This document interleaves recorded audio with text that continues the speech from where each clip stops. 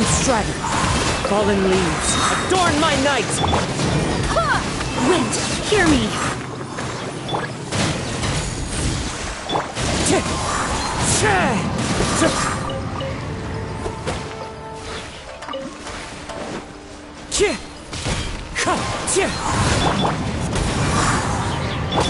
Strike! Hold the line!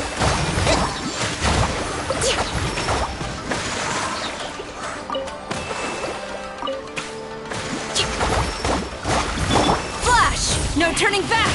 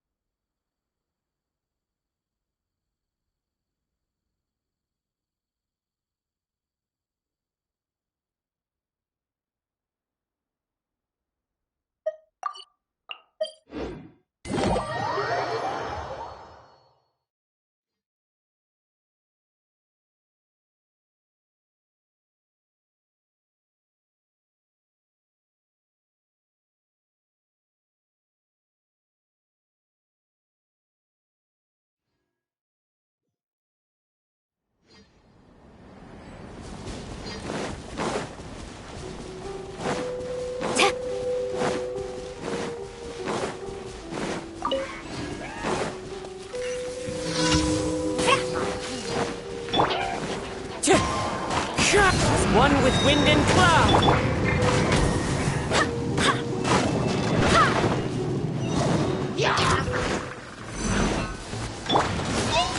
Allow me! Strike!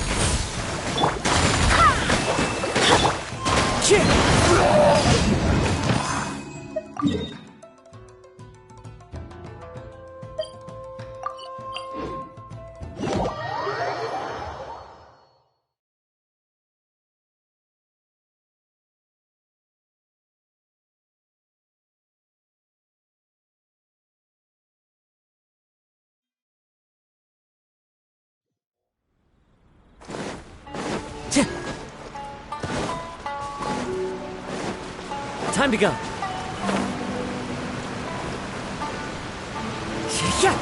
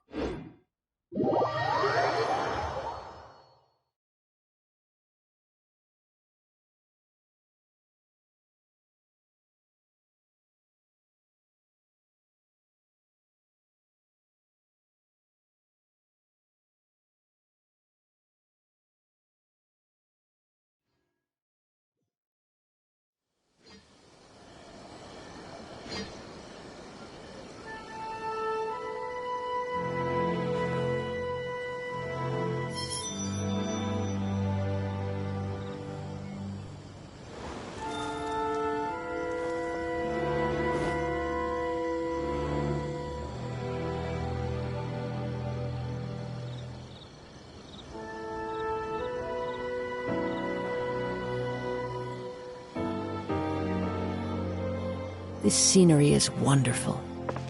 Surely enough to convince anyone to become a wanderer. Thank you for Dad asked...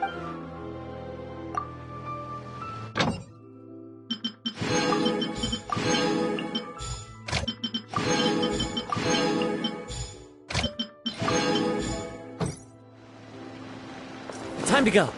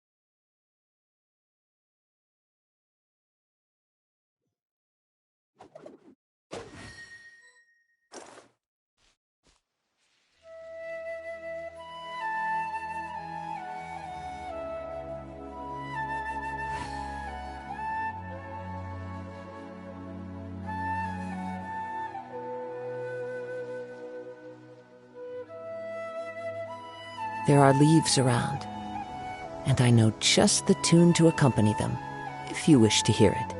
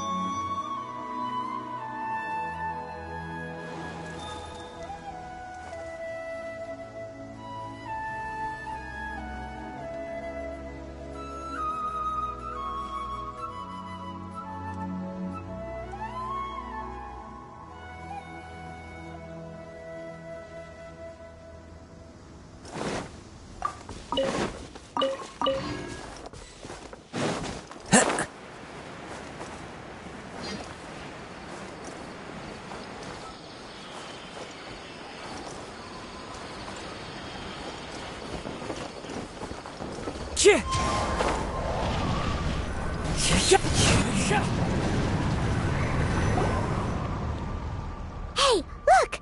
That gloomy area over there looks like a withering zone. Even though Paimon's seen one before, it's still kinda scary. All right, Traveler. We're about to enter the Withering Zone. Since you already have experience dealing with these things, you should already know what to do. But please remember, don't push yourself. If at any point it becomes too much, return outside the zone and take a breather. It could become a matter of life and death. You ready then? Let's go.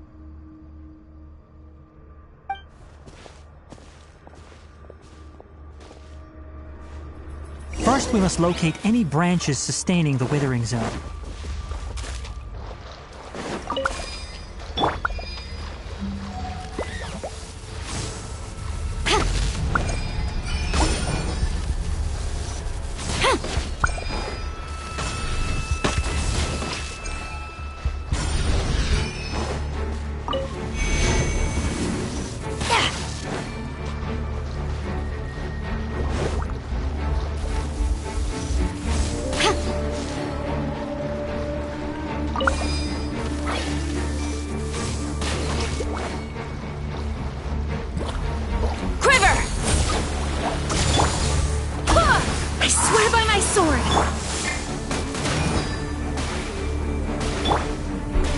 The wind knows me.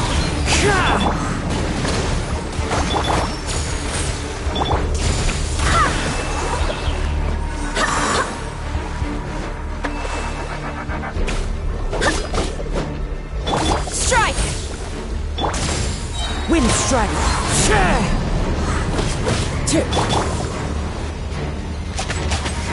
Flash!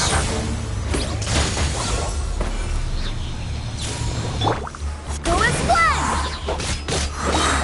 Strike!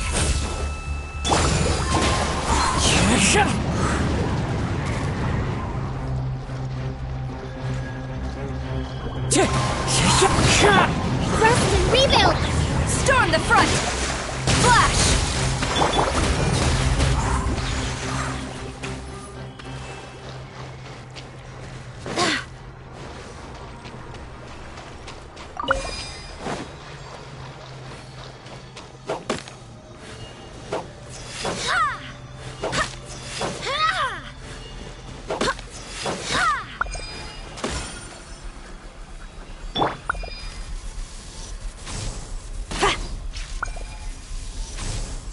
Great work. Now that all the branches have been cleared, we'll need to take care of the tumor. The birds come! Wind, hear me! Allow me! Now, destroy the tumor of the withering!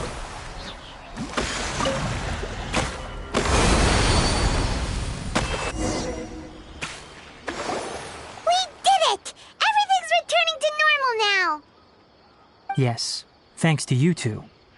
We were able to quickly restore this area back to normal.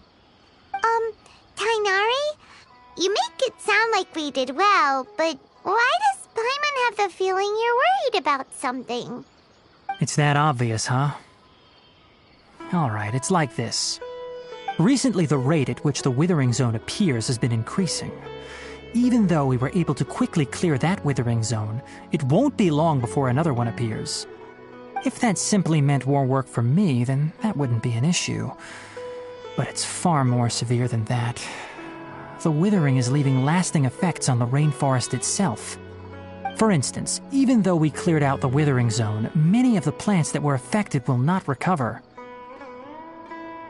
This presents a crisis for the ecosystem itself. Many plants in the rainforest are already in decline, directly impacting the wildlife that depends on those plants. And most disturbingly, as the appearances of Withering Zones have started to increase, Kale's case of Elazar has also become more serious. Huh? Well, why's that? I'm still not sure of the exact reason. However, I've received word from acquaintances at the academia that similar cases are being reported for patients with other conditions. No, none that we know of. The withering has been recorded in Sumeru for millennia. It's said that it originates from the depths of the world. By the way, have you heard of Irminsul before?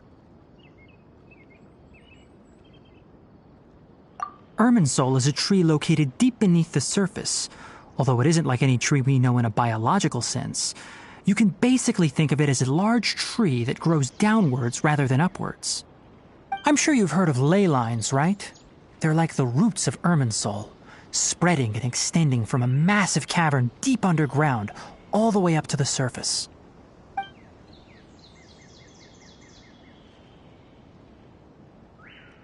Ley lines continually absorb the memories of this world, which are then funneled into Irminsul, allowing it to collect knowledge and wisdom from ancient times to present day. The Dendro Archon is known as the God of Wisdom because her consciousness is directly connected to it.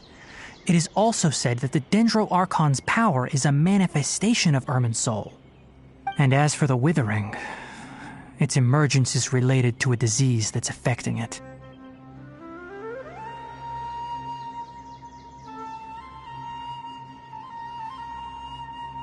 That's right.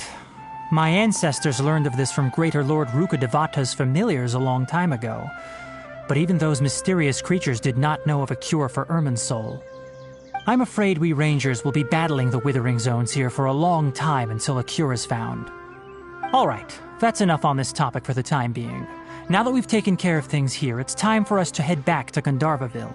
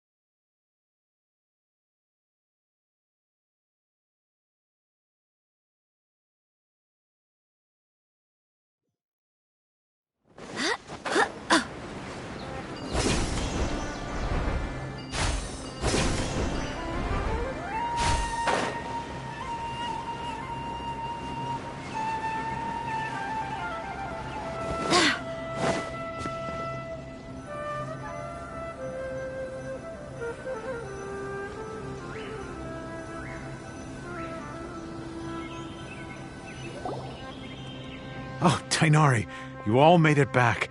How did it go? The withering zone you reported has been taken care of. No need to worry. Huh. Wait, is that? Oh no, Hypatia!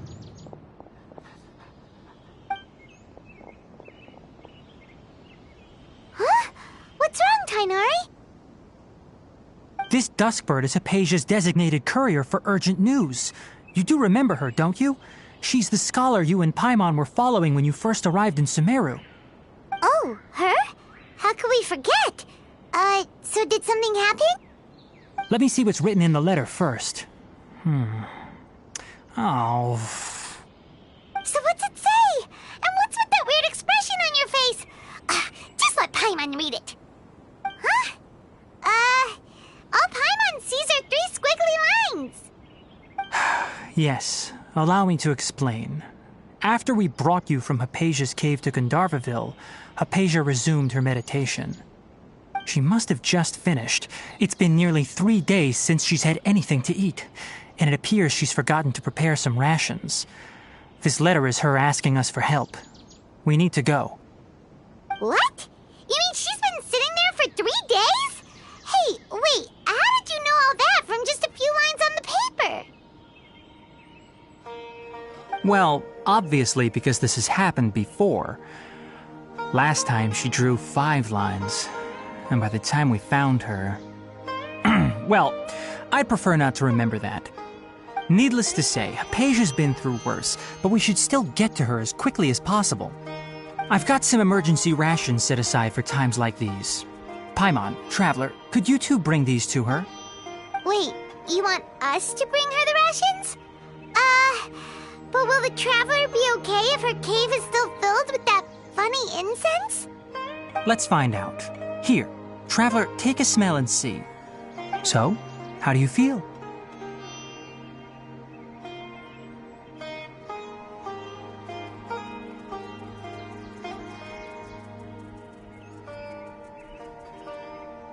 Huh? Really?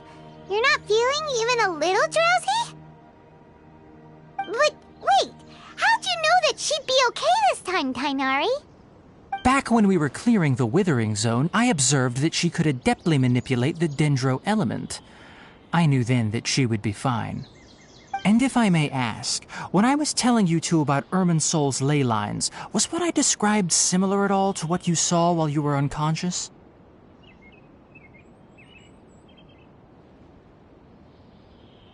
That's correct. Those weren't hallucinations at all. Though I don't intend to apologize for deceiving you. Because what you saw is of significant importance. Not just for the nation of Sumeru, but the entire world of Tevat. My forefathers were shown much favor by Greater Lord Rukkhadevata. We took an oath to protect this nation together with her. Now that that duty has fallen to me, it was part of my responsibilities to ascertain whether you could be entrusted with the fate of Sumeru. Now, after seeing you in action with my own eyes, you have earned my confidence, and I no longer feel the need to hide any secrets from you.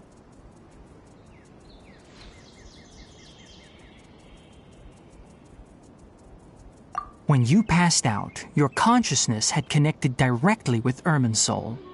What you witnessed were actually real memories contained within Irminsol itself.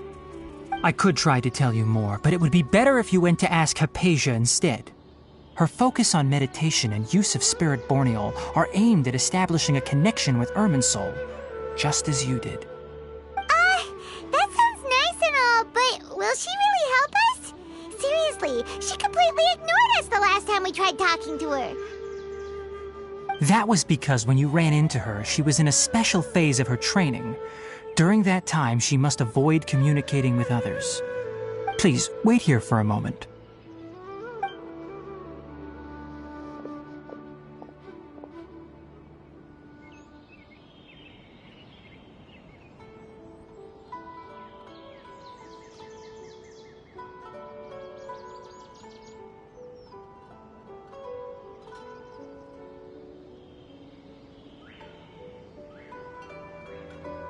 Here, take these. It's a meal I packed for Hypatia, as well as some other ingredients. I'm sure it'll come in handy.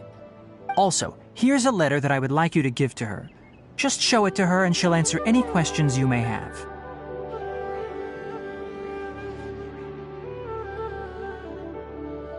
No. I should be the one thanking you. You've both been a great help these last few days.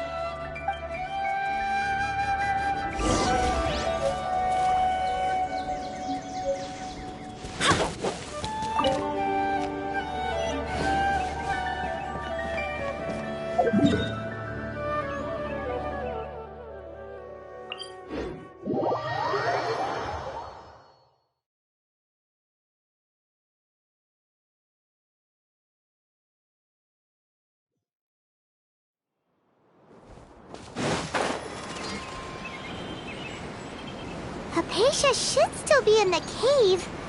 Let's go inside and see how she's doing.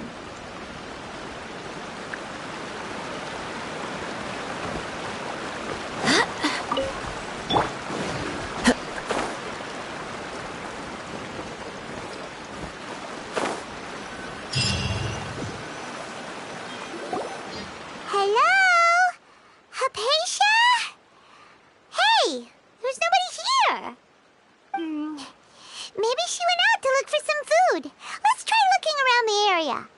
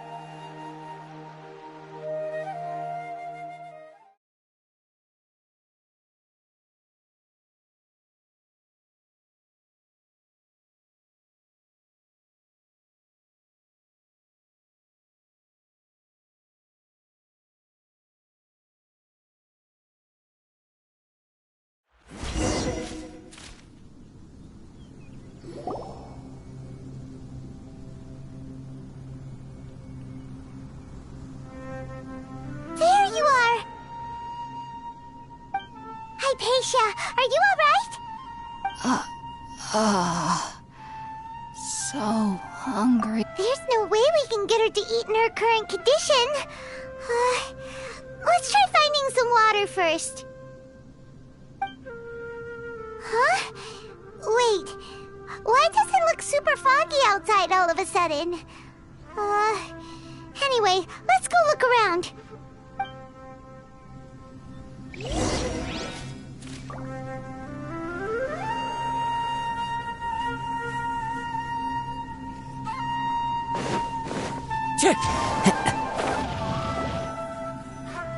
Huh? How'd things out here end up looking like this? What happened? And where are we? Really? Oh, maybe you're right. Let's go investigate the area.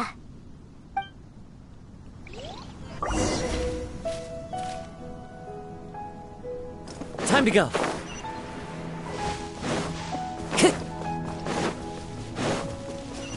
Time to go.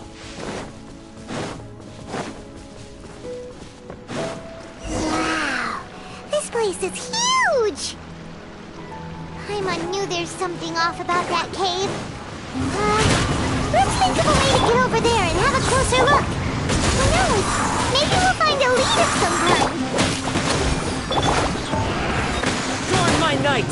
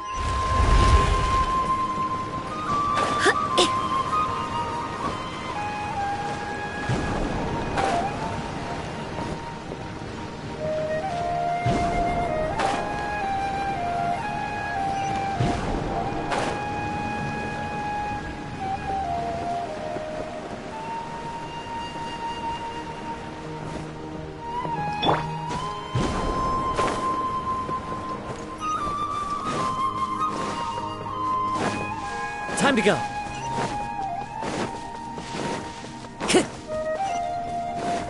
Time to go.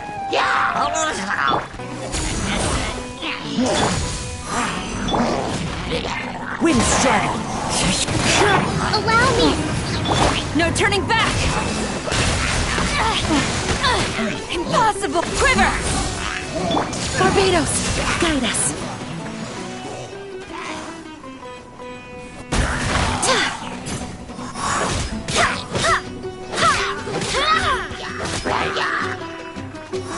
Clouds high. The birds call. Into the wind. Flash!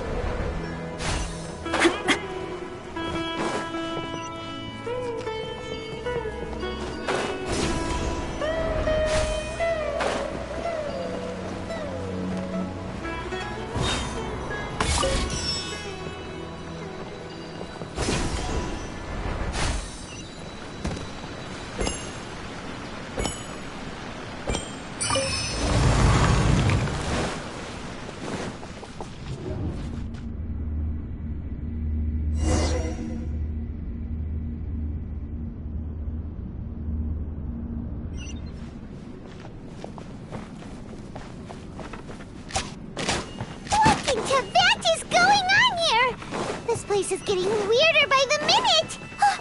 Hey! What's the matter? You don't look so good!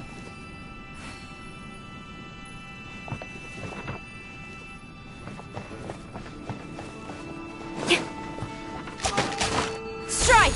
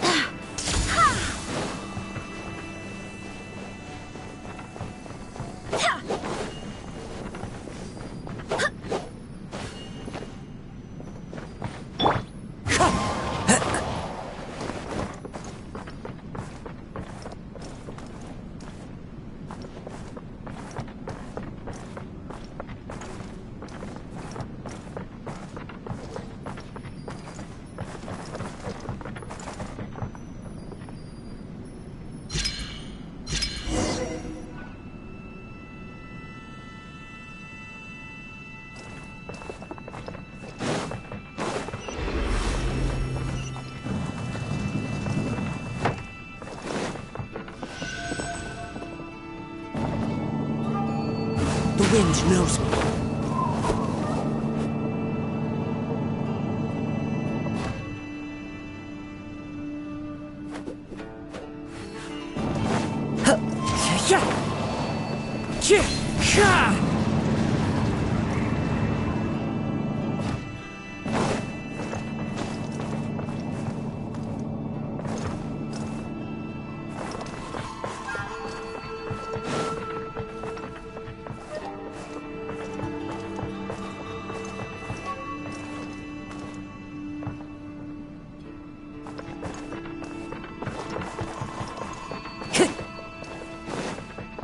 Time to go.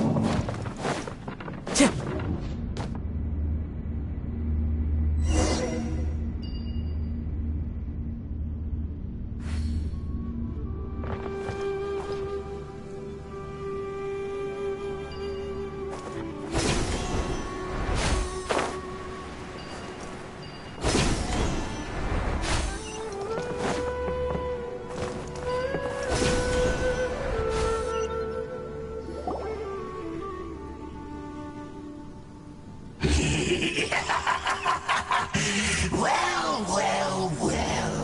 Looks like we meet again, traveler. The Abyss Herald! What are you planning to do in this strange place? Strange place. Plotting. You needn't worry about such things. They don't concern you.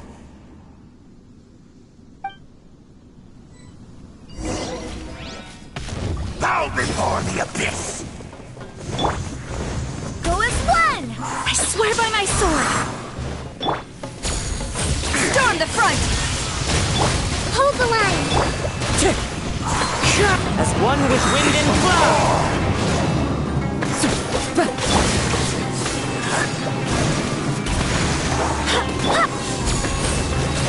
Wind strike!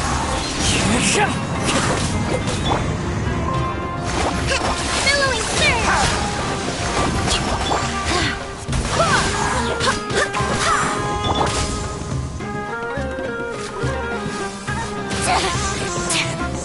Is futile, the end!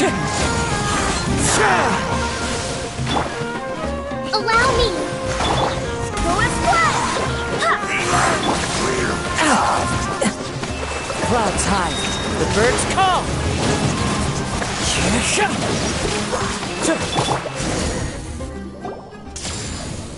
Huh?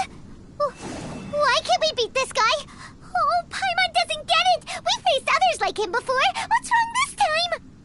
Traveler, though you may have managed to avert countless crises before, your good fortune was bound to end sooner or later. It's time you realize how weak and powerless you really are. Your brother. Oh, pitiful traveler. Are you really so ignorant? Or are you just living in complete denial?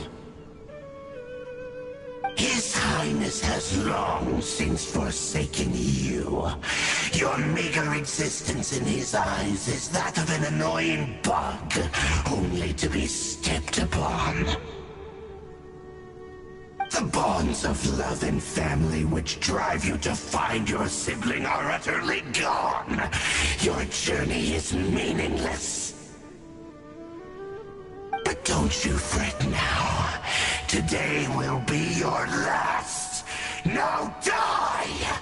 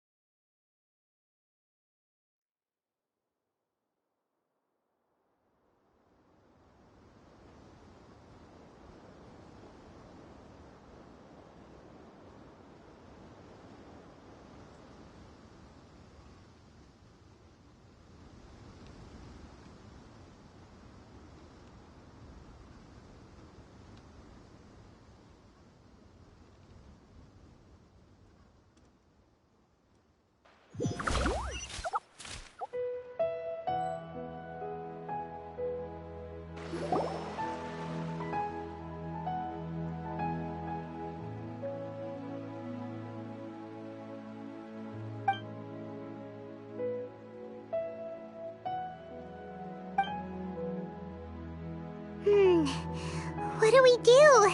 We haven't seen Hypatia anywhere out here. Oh, there she is! Quick, let's see how she's doing. Ah, so sweet. Well, the good news is that she's still conscious. Hey, why'd you drop her food on the floor like that?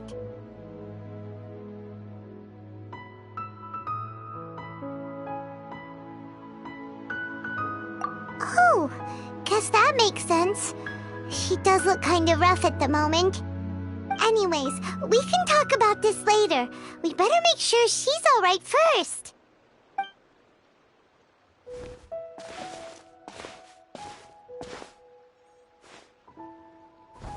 Whoa, wait a sec. Look at all this fruit lying around her. We can put that to good use.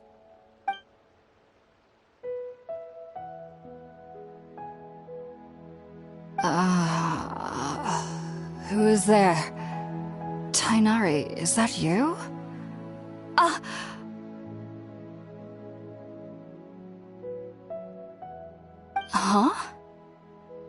It's okay. You can relax, Hypatia. Tainari sent us here to bring you some food and water. Here, we have a letter that he asked us to give you.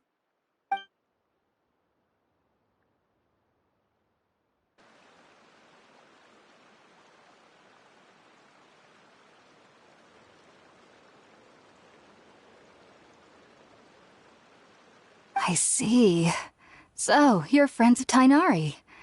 I apologize for all the trouble I've caused you. I'm grateful that you came so quickly to save me. You even brought all this fruit. Well, actually, we didn't bring the fruit. It was already here when we arrived. We were kind of wondering about that, actually. When we found you here, there was all this fruit lying around and even some juice dripping from your lips. How did you end up like this anyway? Oh, really? I seem to understand now. All the fruit was likely from my, neighbor. Must have come by and saw me like this. Your neighbor? You mean there's someone else living nearby? Oh? So you're able to see them too?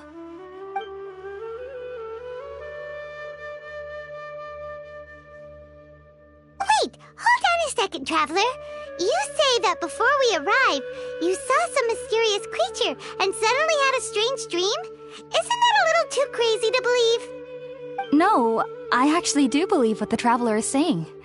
I myself had a similar experience once before and ended up scaring my timid little neighbor here. You needn't worry. They mean you no harm. They only dragged you into the dream because they hoped to buy themselves a little time in order to scurry away. So, Hypatia, just what kind of creature is your neighbor exactly? I'm not sure what it's called, to be honest. But I do know that they have some sort of deeper connection with the Dendro Archon. I know this because the first time I saw them was also the exact day my consciousness was able to form a connection with Irminsul. Even after I opened my eyes and stopped meditating, my heart was still pounding, and my mind was racing with all the knowledge that I had touched. And at that very moment, I suddenly noticed a small figure at the opening of the cave. In my curiosity, I began to walk over to the creature. They must have already been used to me living in the cave, because they didn't seem to mind me approaching them. They just kept doing whatever they were up to. It wasn't until I crouched down next to them that they suddenly realized that I could see them. Oh! And then? And then I had a dream. By the time I came to, they were nowhere to be seen. I was convinced they'd never show up again. But sure enough, I saw them nearby a few days later. And they weren't alone. I feel like they aren't as afraid of me as the first time I approached them. But I never would have expected them to save me. Yes, no doubt about that. By the way, Tainari mentioned in his letter that you had questions for me regarding Irminsul.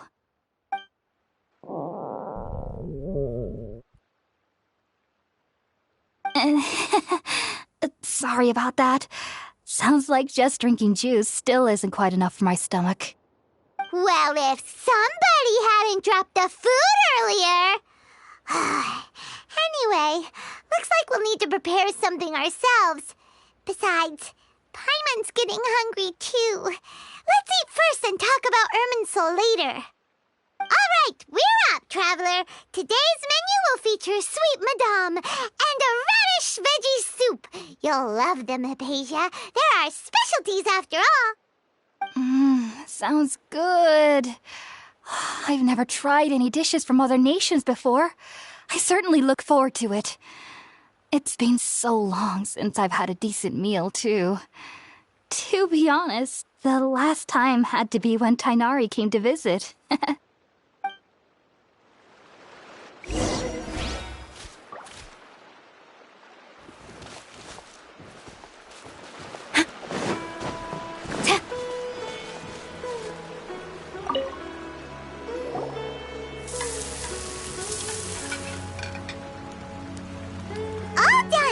Let's use the empty box that Tighnari gave us since we already watched it. Oh, it smells amazing. And the box is a nice touch, too. Let's go serve this up and start eating with Hypatia.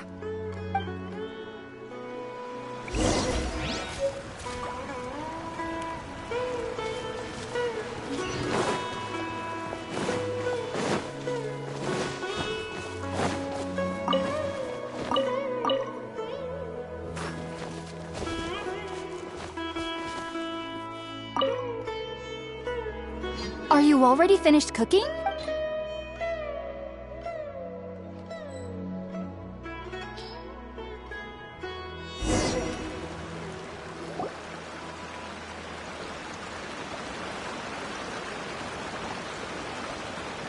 Even though everything you mentioned was in Tighnari's letter, it's still hard to believe you were able to connect with Irminsul immediately after smelling Spiritborn eel for the first time.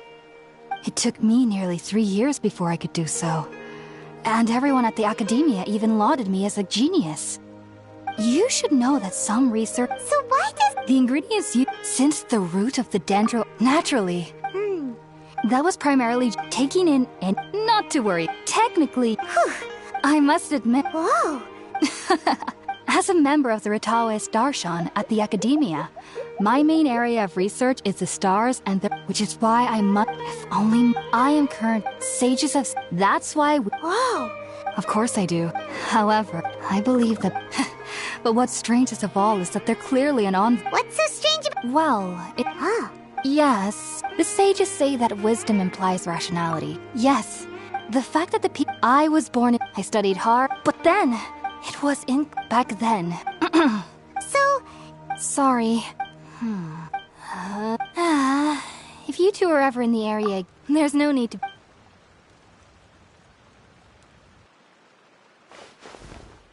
Now that we know Hypatia is...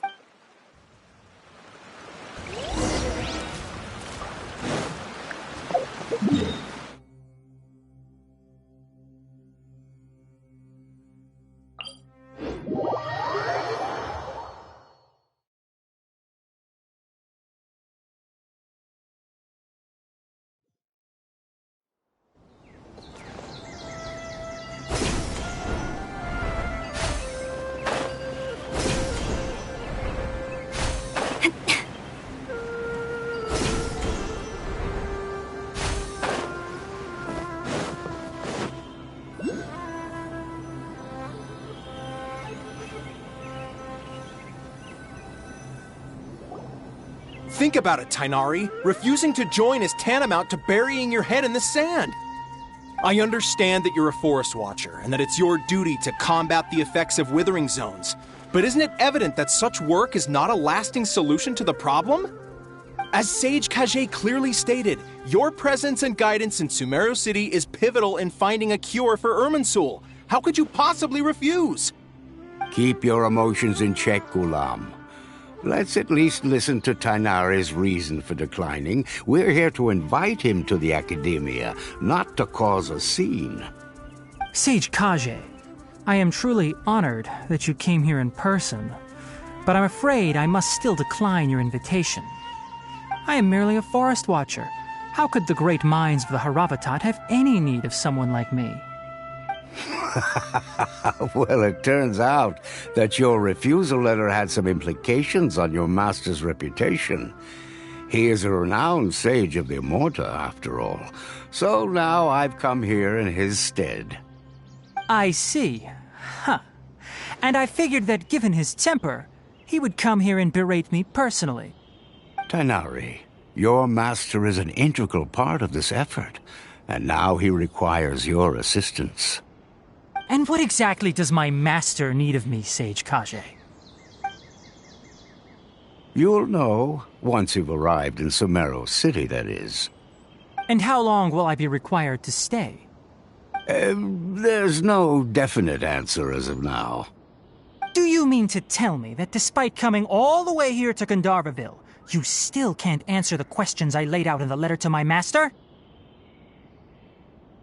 If that's the case, then I'm afraid I cannot give you a definite answer either. Tighnari, but you... So be it. Come, Gulam, we're leaving.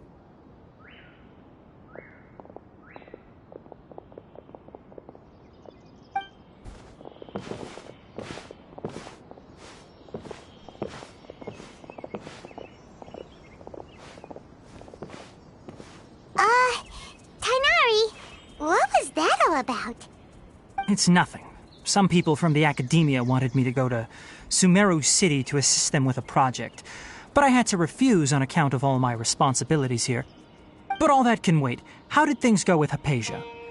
It was quite the eventful trip, but the main thing is that she's safe and sound.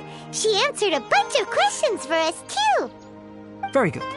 Now that the traveler has made a full recovery, there shouldn't be any reason for you to tarry here longer. I assume you will be heading to Sumeru City, correct? That's right! We want to meet Lesser Lord Kusanali and ask her for advice. Do you have any idea on how we can find her? Sorry. I'm afraid I don't have any advice for you there. Well, do you at least know anyone we can try asking in Sumeru City? Let me think. My trips to Sumeru City have been fairly short, and most of my acquaintances are researchers. How about this? I'll write you a letter of introduction that you can give to a researcher I know. He's from the Immorta Darshan and is adept at gathering information. Asking him might prove worthwhile. Also, when you enter Sumeru City, you'll probably end up receiving something like this item here. I'm not sure if it will ever come in handy for you, but maybe you can give it a try. Oh? What is it? It's called an Akasha Terminal. It's a tool produced by the Academia that utilizes the legacy of Greater Lord Rukkhadevata. Some say that this very item is the basis of Sumeru's reputation as the City of Wisdom. Needless to say, this device and its usage fall under the Academia's expertise, so I'll leave it to them to show you how to use it. Great! Next up, Sumeru City! But wait, before that... That's right! Tighnari, we have something important to say to Kale before we leave. Is she doing better now? Yes, she's doing much better. After being confined to her bed all this time, I thought a little walk would do her some good. Last I saw her, she was taking the path towards the North Crossing. She knew you two would be leaving soon, so she must have wanted to see you off. Thanks, Tighnari. All right, let's go! Farewell, and good luck to you both.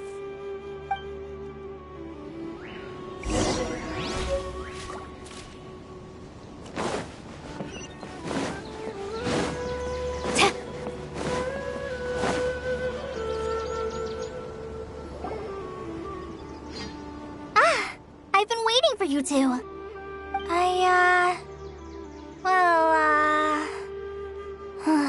Never mind. I guess I should just wish you two a safe and successful journey. Thanks for waiting here just to see us off, Kale. We're headed to Sumeru City. Don't worry about me. I can take care of myself. My condition won't be getting in the way of my duties. I want to be a forest ranger after all. It's up to me and the others to protect the rainforest here. And, I'm sorry. I should have told you both about my condition when we first met. I just wanted you two to treat me as a normal friend, not some girl that needs your sympathy. But I guess now I understand that the most important thing is for friends to be genuine with one another. There's no need to apologize, Kale. We should be thanking you for trusting us enough to be your friends and sharing your past with us. We're probably still gonna worry about your condition, but that's because we're friends and we care about you. Thank you. That means a lot. Before you leave, I have something for you. Oh? What is it? It's my recipe for pita pockets. I told you that I'd give you a copy, remember? My handwriting is a little, messy, so please don't laugh. Yay! Thanks, Kale. Now we can eat those scrumptious little pitas whenever and wherever we like. I hope that whenever you eat them, you'll both remember your time here in Gandharvaville.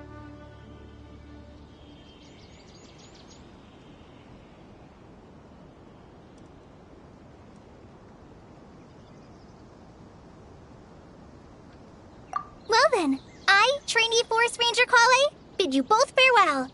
Please visit Gandharvaville again. The Rangers will always be ready to assist you here.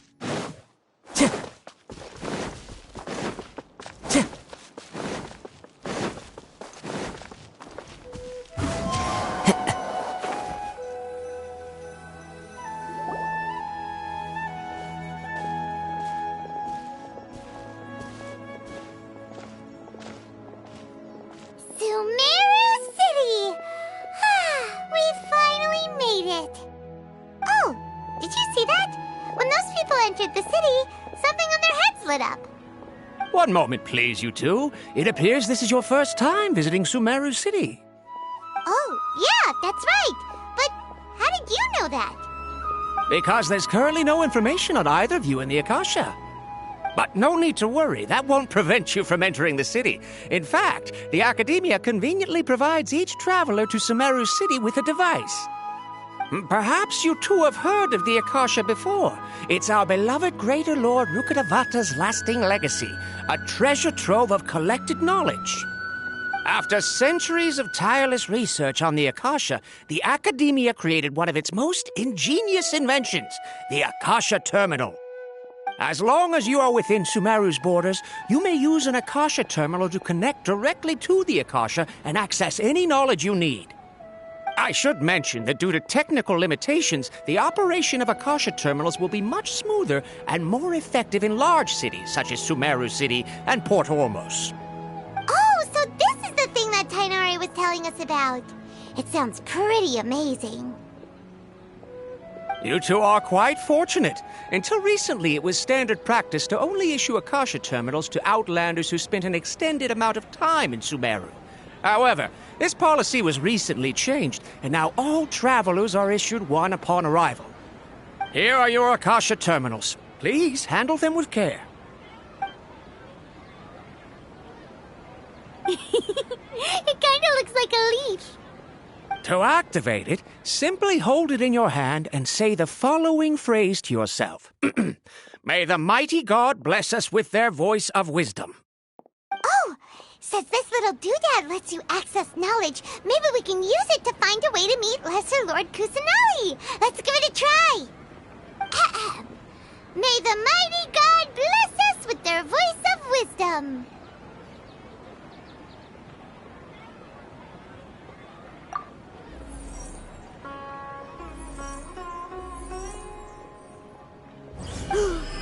Whoa! Just now, something clicked. And Paimon suddenly knew how to use this thing! It Seems all we need to do is concentrate on what we want to know. And bam! You get it. Oh, that'll come in real handy. Exactly. That is the power of the Akasha. And with that, let me officially welcome you both to Sumeru City. May the wisdom of the Dendro Archon always be your guide. Okay, now that we're in, we can check the Akasha about Lesser Lord Kusanali. Let Paimon try. 500 years ago, the sages found a newly born deity from within some scorched ruins. The deity now resides in the sanctuary of Suristana. Seems pretty similar to what Kale was telling us. Okay, next, let's concentrate on asking how to meet her. Oh, come on! Ugh. Focusing on this question feels like when you have something you're trying to remember and it's on the tip of your tongue, but you just can't think of it. Ugh, Paimon's brain is exhausted.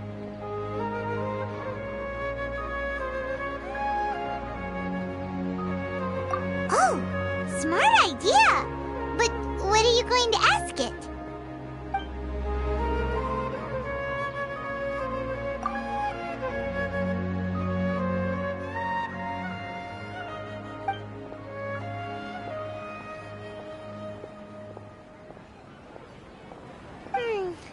You too?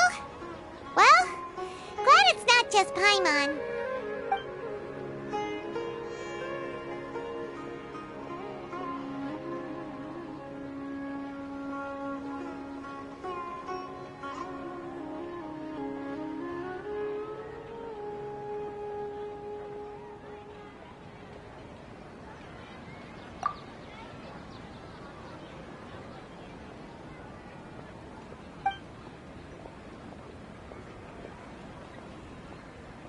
Uh-oh. Paimon's getting all teary-eyed all of a sudden. It feels like the people of Sumeru really missed their Archon.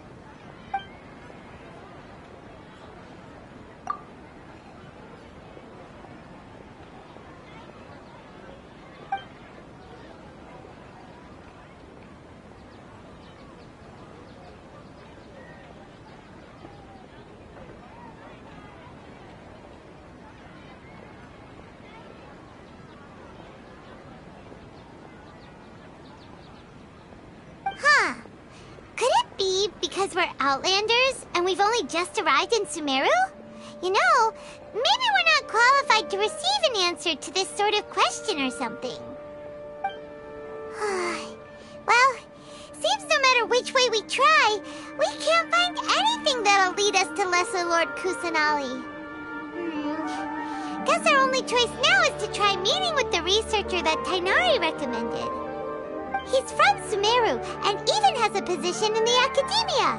Maybe he'll be able to access more info from the Akasha. Let's see. Tainari wrote an address on the letter's envelope. Oh, it's not far from the city's gate.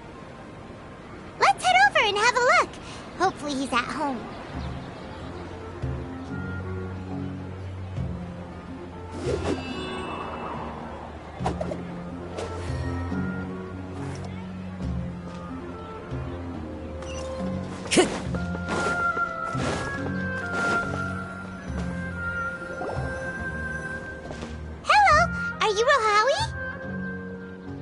Yes, that's me. Can I help you? Great! You see, Tainari sent us here and... What? Tainari? Please, there's no need to say anything, really. Sure, I admit that the article I published last month wasn't my best work, and maybe the data didn't produce the most convincing results, but...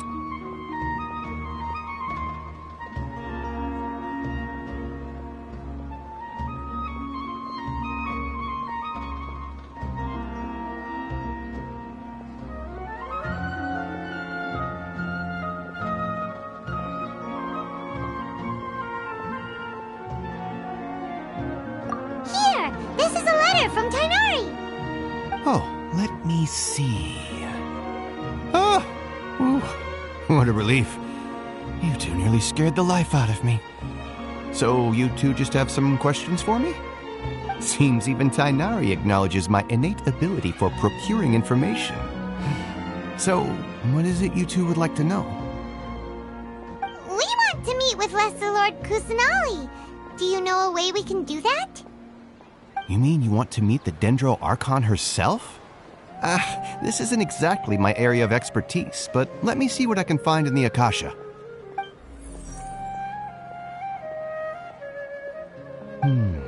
Sorry, the Akasha didn't respond to my query. What? You too? But what about your abilities for getting information and all that? Paimon was sure you'd be able to access more info than we did. Well, as I said, this isn't my area of expertise. I am but a lowly researcher, so the Akasha doesn't see a need for me to know more about the Dendro Archon. All I know is that ever since Lesser Lord Kusanali returned to Sumeru, she's never left the Sanctuary of Sorasthana or made a public appearance. Huh. Didn't expect her to be such a mysterious figure. The Dendro Archon is somewhat of a recluse. Perhaps she just doesn't want to entertain visitors, which would explain the lack of information in the Akasha. But then what can we do? No need to worry just yet. I'm only hypothesizing here. You could certainly try asking around and see if anyone else has ideas. And besides, you two should consider the bright side of things. Not being able to see Lesser Lord Kusanali may not be a bad thing. In this world, there will always be information you cannot obtain from the Akasha and things you can never accomplish. Knowing when to yield is a form of wisdom. Take me, for example. It's a miracle if my brain cells can spit out one paper every 3 years. But Tainari? That guy can publish 3 papers in just a single year. Okay. Thanks for your advice. Don't mention it. If you two ever want information about things like who's been promoted within the academia or relations between the 6 great sages, come find me. Hey, come on! This is a survival skill at the academia. Oh, Paimon's expectations were pretty low, but this is so low it's like digging holes in the dirt. So what do we do now? Even if we want to talk to someone, we don't know anybody here.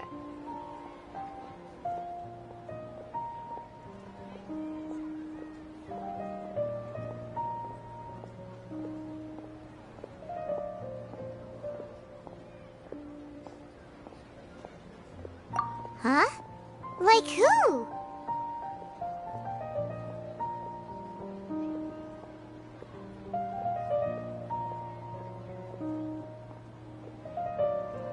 Oh, you're right!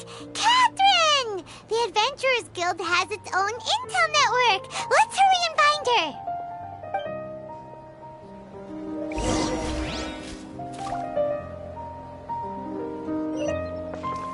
Time to go.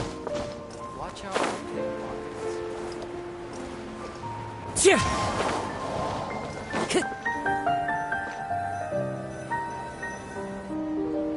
Ad Astra Abyssosk. Hello, Traveler and Paimon. Catherine, we need your help with something. Understood. The Adventurers Guild is always ready to serve you. With what do you require assistance? We want to meet with Lesser Lord Kusanali. Do you know a way we can do that? You two wish to meet with Sumeru's Archon. Understood. Please wait.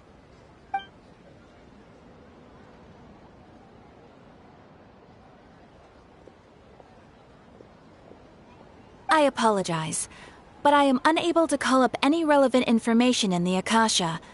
I'm also unable to locate any pertinent information in my personal memory. Aww, another dead end. Well, if Catherine can't help us, then we really don't know anyone else to ask now. Please do not worry. I may know of someone who can help you two. In Sumeru, the Adventurers Guild does not serve as the vanguard of information. Rather, there are numerous active mercenary groups collectively known as the Eremites. They take on various contracts and work all across Sumeru, so they naturally accrue intelligence. An Eremite brigade called the Corps of 30 is in charge of Sumeru City's defenses. Not only are they the oldest brigade, but they are responsible for managing and coordinating the affairs of all other mercenary brigades. Corps of 30? What a weird name. Supposedly, they are named as such because their ranks numbered 30 at their inception. Asfand, an advisor with the Corps of 30, maintains good relations with the Adventurers Guild. Though he's already retired, he and his words carry great weight within mercenary circles. If you'd like to get in contact with him, you can find him at the Corps of 30's headquarters. You're welcome. I wish you two the best of luck. We look forward to your exploits in Sumeru.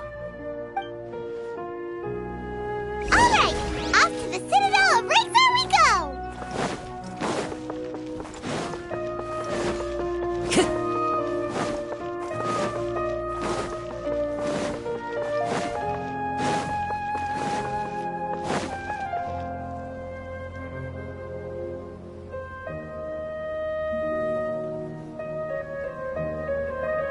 Welcome. The Adventurers Guild told me to expect you two. It's nice to meet you, Asfand. We'd like to ask you about something.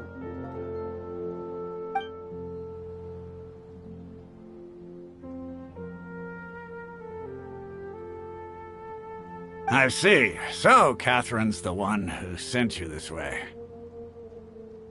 Ha! It's true that the Eremites' network is vast, but even I can't help you meet the Dendro Archon. Wait, seriously? That's it? Afraid so. The Eremites aren't terribly religious, so we don't know much about divinities. As far as the Akasha goes, we can access even less than you. We originally came from the desert. The gods there died off long ago. Since those days, we've used our own two hands to carve out a living. We don't beg gods for their aid. It isn't just us, though. If you ask me, I think most in Sumeru aren't interested in Lesser Lord Kusanali. Oh? Why's that? Just take the Academia, for example. They're the ones who truly rule Sumeru. Although they believe in gods, most of them only care for the late Greater Lord Rugadavada. In their eyes, she was the one who founded Sumeru and gifted us with the Akasha. Lesser Lord Kusanali just happened to inherit her legacy. Because of the Academia's influence, most citizens are more familiar with Greater Lord Rugadavada and hold her in greater esteem.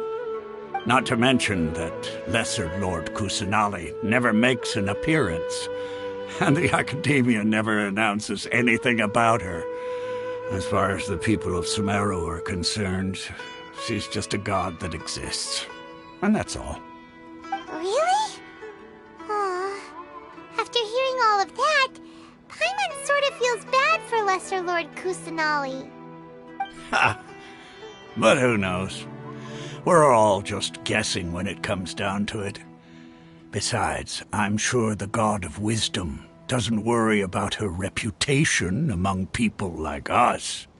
All right. Well, thanks for the info, Asfand. No problem. Always happy to help out the Adventurers Guild.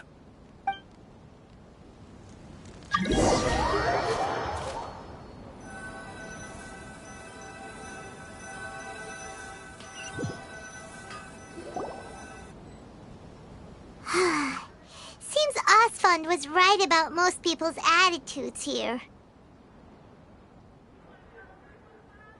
Not only are they not interested in the Dendro Archon, they even say stuff like, if the Akasha doesn't think I should know, then I don't need to know about it.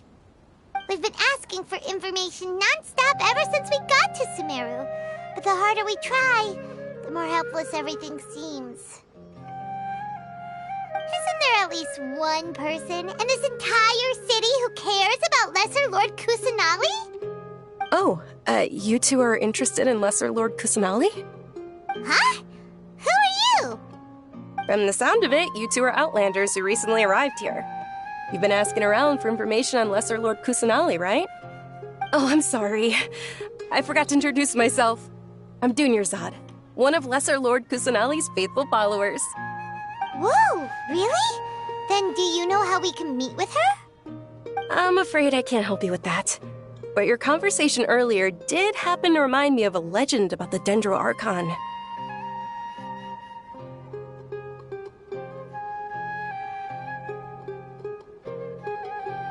Sure. It goes like this. Long, long ago, there was a man who heard a prophecy. It predicted that a great calamity was about to befall him. Panicked by what he heard, the man sought out the Dendro Archon in hopes that she would bless him with the wisdom to help him escape his predicament. The man journeyed across deserts and through rainforests and experienced tribulations of every kind. However, he still couldn't find any trace of the Dendro Archon. In despair, he thought, alas, the Archon has abandoned me. He then had no choice but to sorrowfully resign to his fate. Okay, and then what happened? And then, the calamity came. But to his own surprise, the man felt somehow emboldened by the trials of his journey. By relying on his own strength, he managed to overcome the adversity. At that moment, a bird perched upon his shoulder. This bird was, in fact, an avatar of the Dendro Archon. She said, "O Archon Seeker, do you now understand? She and her wisdom have long been found by you. Along your journey, we were in every flower and blade of grass, every ray of sparkling sun, and every breath of dancing wind. So long as you continue to think and ponder, we'll be wherever you go."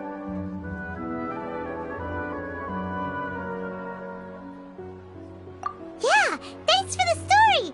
Paimon feels all warm and fuzzy inside after that.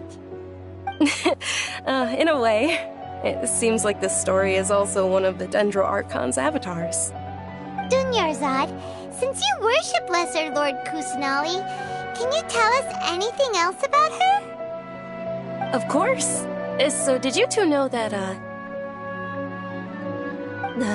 I'm terribly sorry, but it seems something's come up now. Let's chat another day.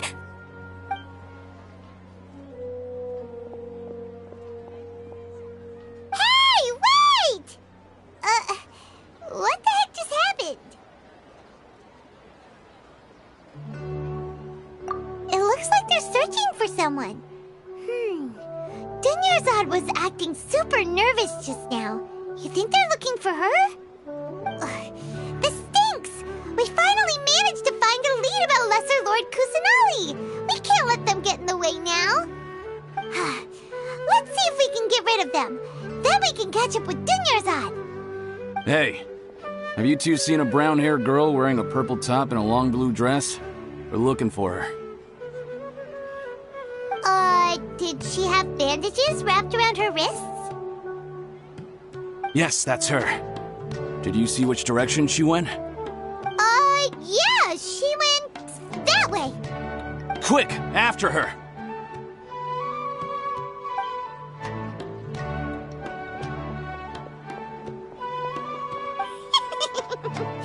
That should keep him busy for a while. Let's hurry and find Dunyarzad.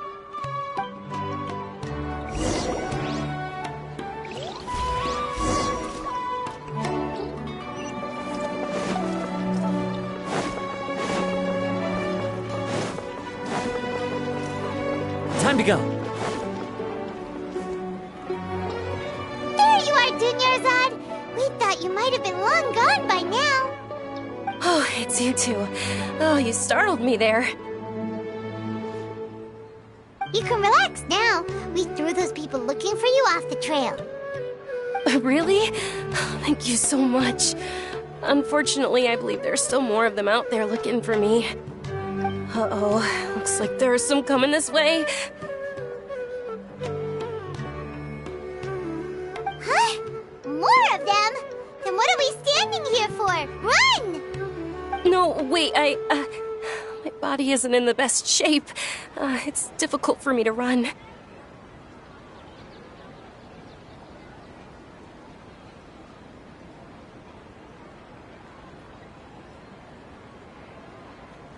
Okay, sounds good. There's a tavern on the other side of the port we can go to. They probably wouldn't expect me to hide in a place like that. All right, let's move out. Stay behind us. We'll keep an eye out for anyone looking for you.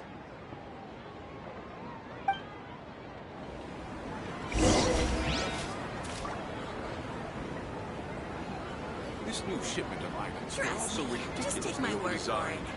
And so does now.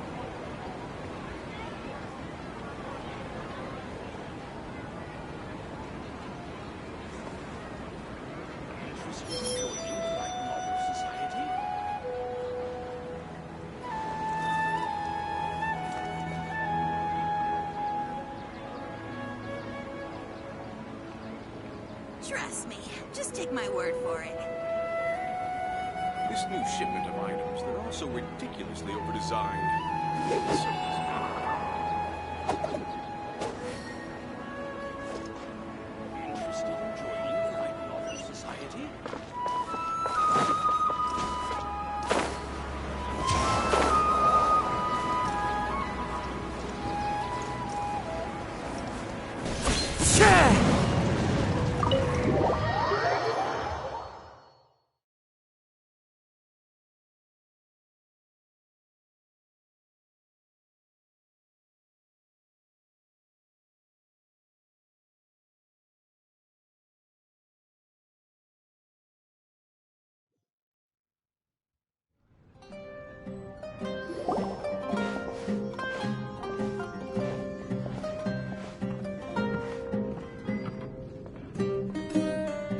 We made it.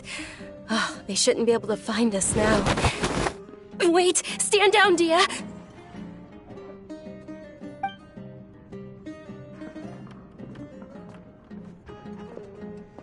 My lady, who are these two? They're travelers that I met on the street just a moment ago. They happened to notice that you were all searching for me, so they helped me hide. I see. In that case, you two should scram. There's nothing here for you. Wait a sec! Who the heck are you? And why are you shooing us away? I'm Miss Dunyarzad's bodyguard, here to see that she returns home safe and sound. My lady, let's get going. You've been gone for so long that your parents are worrying themselves sick. And if I refuse to go with you? It'd be easier for the both of us if you cooperated. But if you insist on not going, then I'll have to carry you like a sack of potatoes. Hey! Dunyarzad already said she doesn't want to go back. Why are you still pushing her? Stay out of this. You don't understand the situation. Sorry, my lady. Even though I'm your bodyguard, your parents are my employers. I have to answer to them. How much? Wait, what? How much more do I have to pay you to become your employer? So you never listen to my parents ever again. Double? A triple? Give me some time and I'll get that much. My lady, this isn't about Mora. I don't know what you think of us Eremites, but let me say this. I like Mora, but I'll never go against my principles. That's why I'm here looking for you. Sure, it's an order from my employer, but my conscience was also telling me it's the right thing to do. And knowing your health, carelessly running around like this is gonna hurt ya. For the sake of those who love you, don't be stubborn. No, you're wrong. I'm aware of my limits, and I know what I'm doing. Honestly, the only people being stubborn right now are my parents. And they know perfectly well that it makes no difference if I'm at home or not. They still won't accept reality. And every time I bring this up, they just change the subject. Dia, you've been living with us a long time already. This should be old news to you. Dia, I know it hasn't been easy for Mother and Father, and I'm grateful for everything they've done for me. But there's someone else in this world I'm also grateful to. Because she saved me. The love I have for her is the same I have for my parents. This is my life and my last chance. So I want to do something meaningful.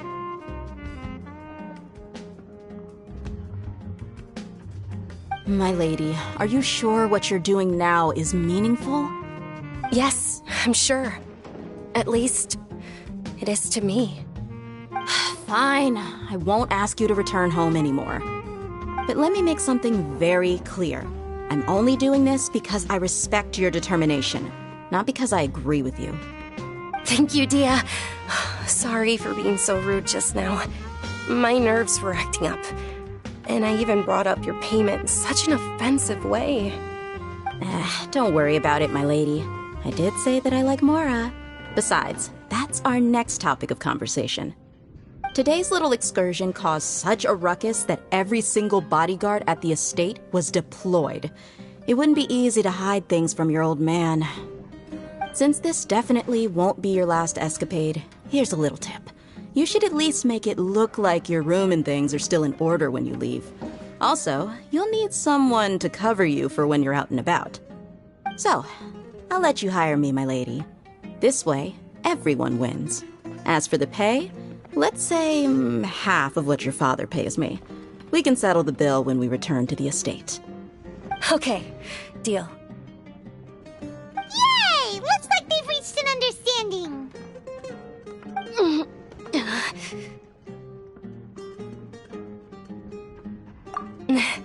I'm fine, really. I just feel a little tired now that things have calmed down. My lady, stop trying to look tough. We're already in a tavern, so let's rest up and grab some grub. I'm sorry for worrying you two. If you don't mind, I'd like for you to join us. Sure! After you rest up, we want to hear more about Lesser Lord Kusanali.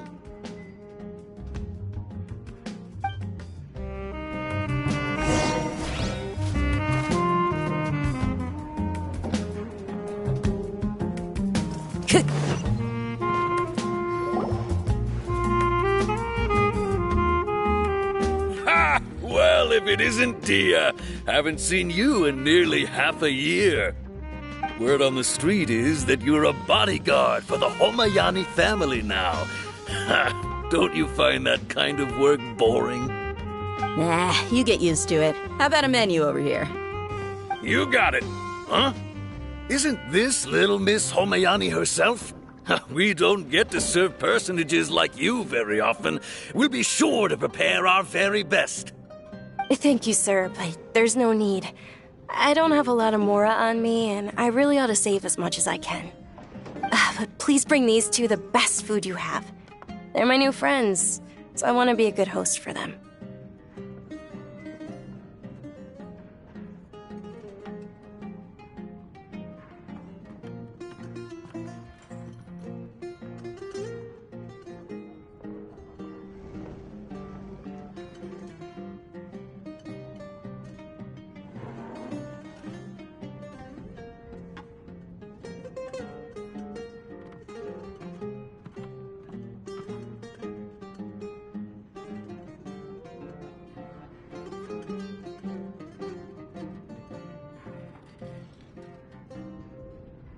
Wait, we're paying for ourselves now?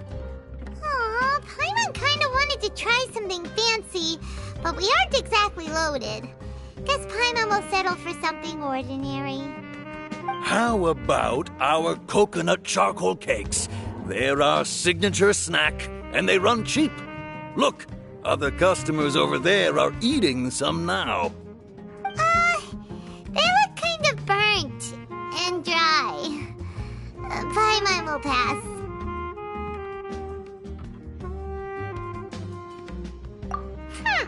What do you have against my slime dishes? Dunyarzad, we asked a lot of people when we first arrived, and almost nobody was interested in Lesser Lord Kusanali. So, what made you want to follow her? Well, remember when you asked me if I knew how to meet the Dendro Archon? Even though I don't know how, I think I've actually seen her before.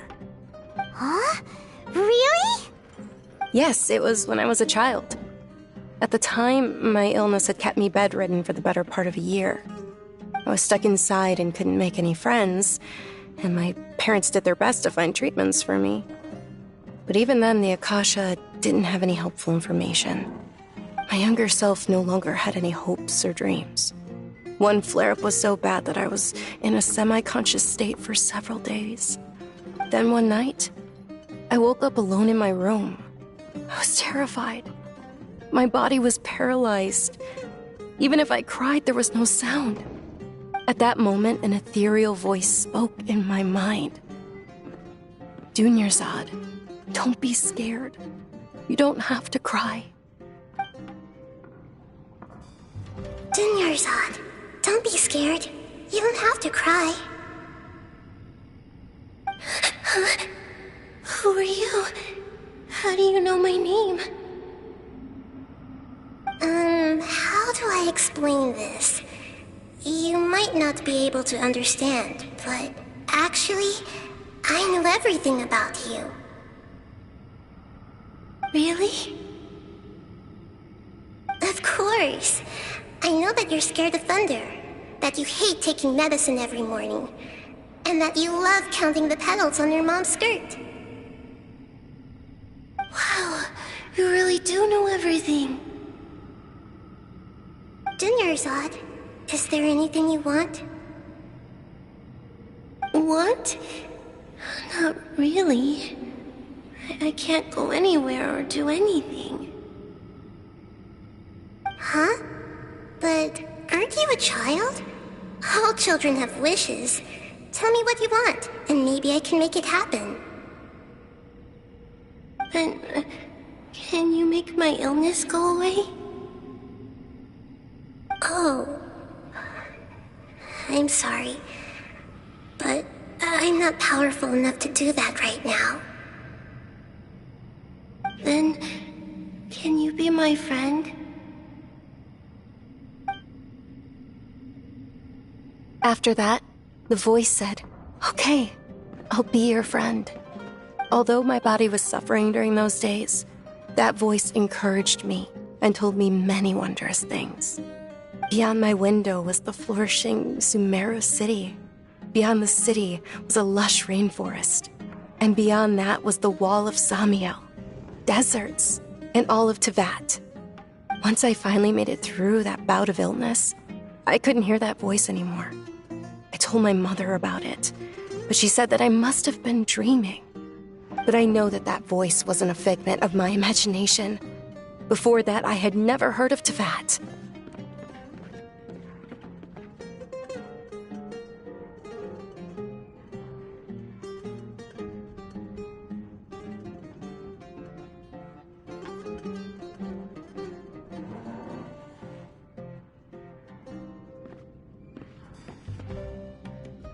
Yes, for sure. If it weren't for that voice, I would have never grown curious about the outside world, nor would I have learned how to read and enjoy so many books. That voice sparked a desire for wisdom. It had to have been the Dendro Archon. I've been hoping for a chance to repay her kindness. In fact, I was running around today to help prepare the Sub-Zerus festival for her. What's the Sub-Zerus festival? It's Lesser Lord Kusanali's birthday, which was the day that she was found by the sages. It's actually an old holiday that originally celebrated Greater Lord Rukkhadevata's birthday. When she passed away, the holiday eventually became a celebration of the Lesser Lord's birthday. I heard everyone was overjoyed when they welcomed her back to Sumeru. In those days, the festival was a huge deal. But because of the Academia's influence, people have gradually lost interest in the festival. The Academia actively participates in Sumeru's many holidays dedicated to Greater Lord Rukkhadevata. But when it comes to the Sub-Zerus festival, forget any funding. They practically act like it doesn't exist. Maybe they see Lesser Lord Kusanali's birth as confirmation of Greater Lord Rukkhadevata's death, so they're reluctant to celebrate it. Aw, but that's awful. It is. It's absolutely terrible. Sure, the Greater Lord founded Sumeru, but hasn't Lesser Lord Kusanali been the one quietly protecting us for the past few hundred years? Just remember that we're still out in public. Don't get too carried away now. I know that people over by the Grand Bazaar still hold the Sub-Zerus festival to this day. But I hadn't met any of them before, so I was never able to contribute. But recently, I made a friend there who also follows Lesser Lord Kusanali. I gave her my savings because I want her to throw a wonderful festival this year. That's the least I could do for Lesser Lord Kusanali. Hold on, my lady. Does this friend happen to be Nilu? The one who sends flowers to the estate? Yes, that's her. I saw her leaving the other day with a nervous look on her face.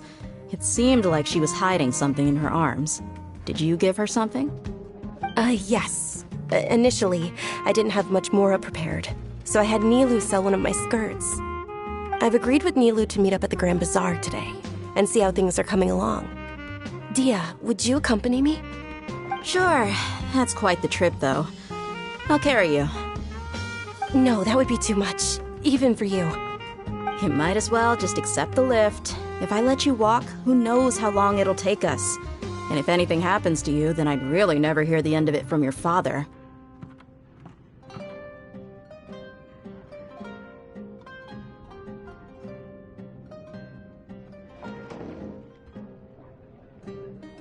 But of course.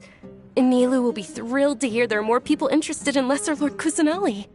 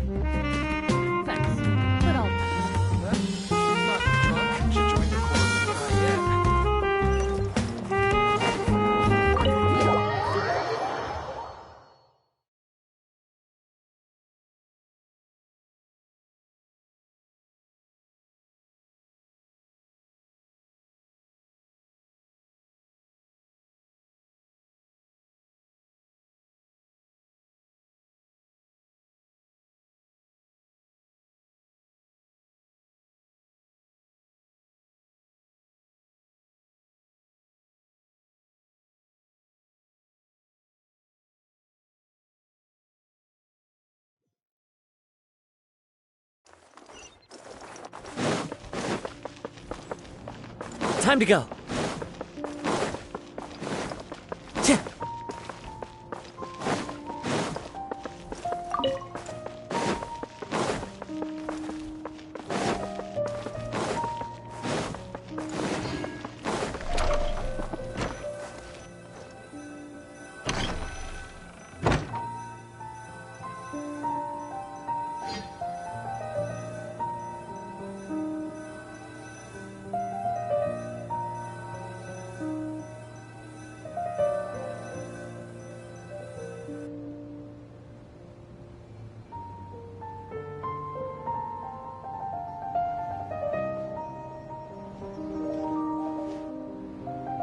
Sorry I'm late, Nilu.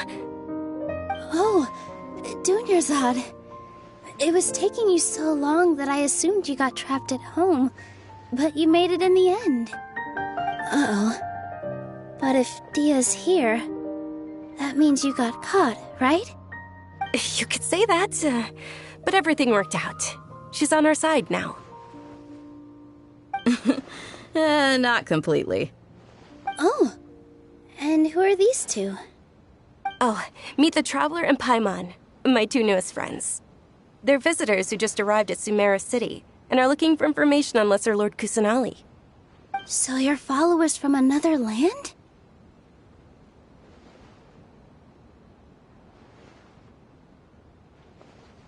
Oh, really? Well, that's okay. You're still invited to the Sabzeruz festival. By the way, Dunyarzad, we've already started decorating the Grand Bazaar. It looks spectacular, thanks to your generous contribution. You're very welcome. It's the only thing I could do. Do you still have enough Mora? Probably? But don't sweat it. We've already finished renovating the stage. Come on, I'll show you.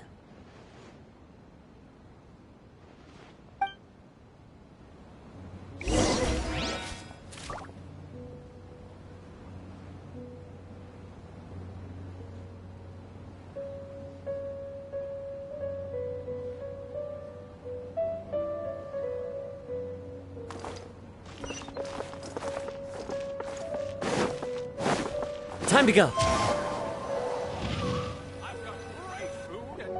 Wow! This place is amazing! Not bad. Last time I was here, the stairs were full of holes. The stairs were nothing. A little while ago, we discovered that the tree above the stage had a huge chunk of bark ready to fall off. Mr. Zubair was worried sick. We reported it to the academia many times, but they never sent anyone to deal with it. We didn't want anything bad happening, so we were going to cancel all the stage performances.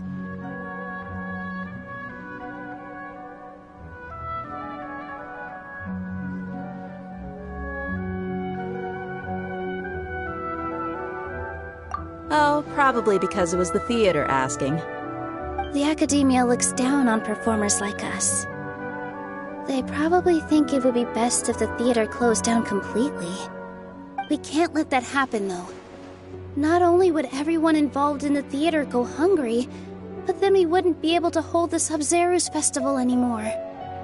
Thank the Dendra Archon for Dunyarzad. But the more she gave us, we hired someone to patch up the tree, and we also gave the stage a much-needed makeover. The stage is going to be even prettier when it's festival time. I can't wait for you to see it. And I can't wait to see you on the stage. You've been practicing so long already. It's almost time for your dream to become reality. It's our dream. I'll do my best for the two of us. Nilou, what are you gonna be doing at the festival? She'll be dancing the dance of Sub-Zerus, the most important performance at the Sub-Zerus festival. Dunyarzad, have you told them the origin of this holiday? I only told them about the Greater Lord and Lesser Lord so far. Okay, then I'll tell you two about how this holiday came to be. According to legend, the Sub-Zerus festival was originally the Goddess of Flowers' birthday celebration for the Greater Lord. A long, long time ago, on one of Greater Lord Rukkhadevata's birthdays, her friends threw her a celebratory banquet.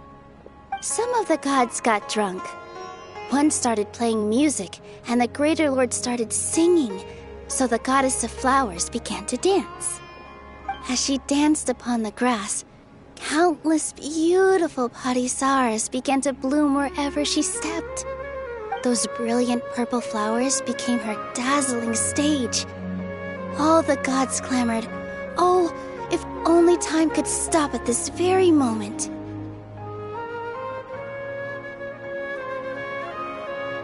Huh? Really? Oh, you probably mean because all the gods in this story are no longer alive. Although they aren't around anymore, they're preserved in our tradition of dance. This outfit I'm wearing is apparently based on how the Goddess of Flowers looked. Though we're just tiny people compared to the divine, we still have to do our best to make sure that the birthday girl feels loved on her special day. Nilou, you of all people will definitely be able to convey our well wishes to the Dendro Archon. I also noticed that you went the extra mile and scattered parisaras around the stage. They symbolize the Goddess of Flowers, after all. It's just a shame that all the real parisaras went extinct after her death. Yeah.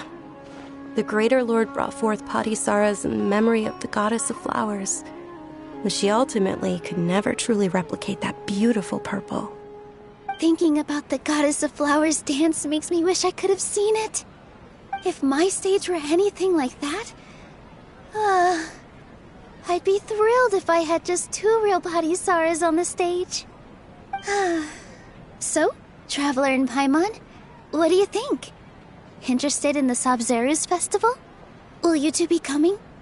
All of Lesser Lord Kusanali's followers will be there for her birthday. It'll be a good opportunity for you to learn more about her. Ooh, Paimon thinks that's a great idea!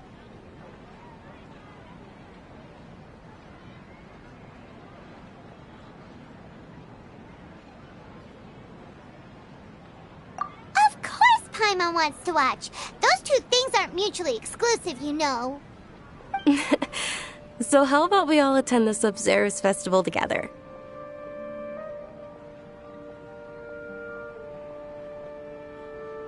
Dunyarzad, let me show you which stage decorations we've picked out so far.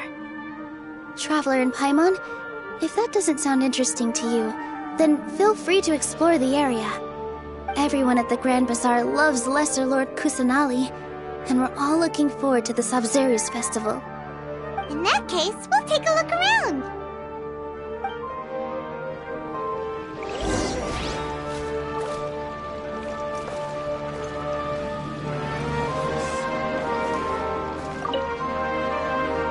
Whoa! Did you know that this...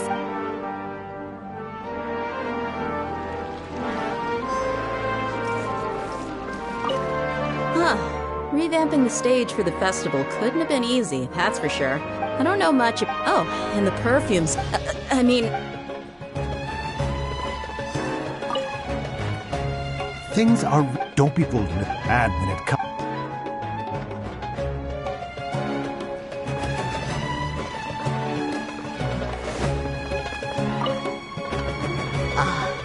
As a child, my the Sabzeruz.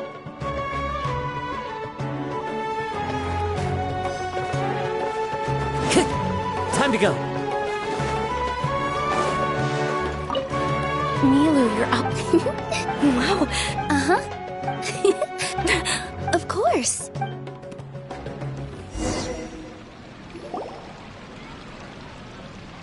Hey! Is that who Paimon thinks it is? It looks like... Catherine!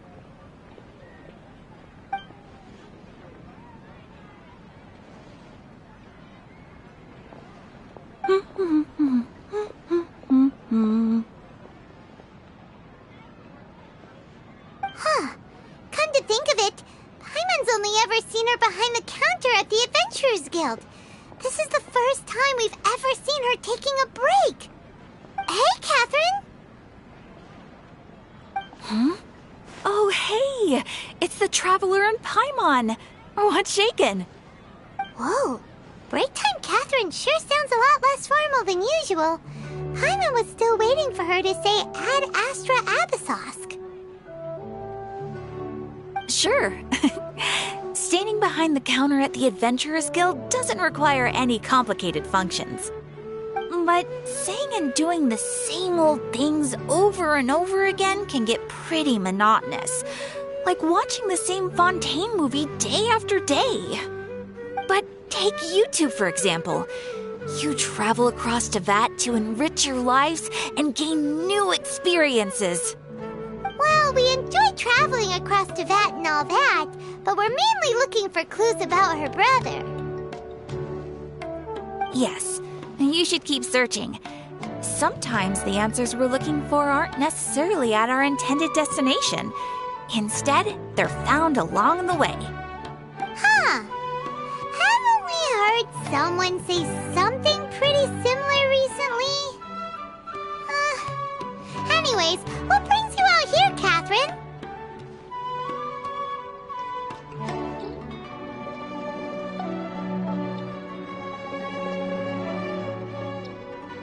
No, not particularly. I guess you could say that I'm loving the recent atmosphere here. If festivals bring happiness to everyone, then that's where their true value lies. Oh, it looks like it's about time for me to be heading back now. Alright, we'll see you next time at the Adventurers Guild. Oh, by the way, thanks for connecting us with the Eremites. We've already made some great friends in Sumeru City thanks to you. I'm sure you two will get along well with the people here. You've already been blessed by the element of Dendro after all. See you around.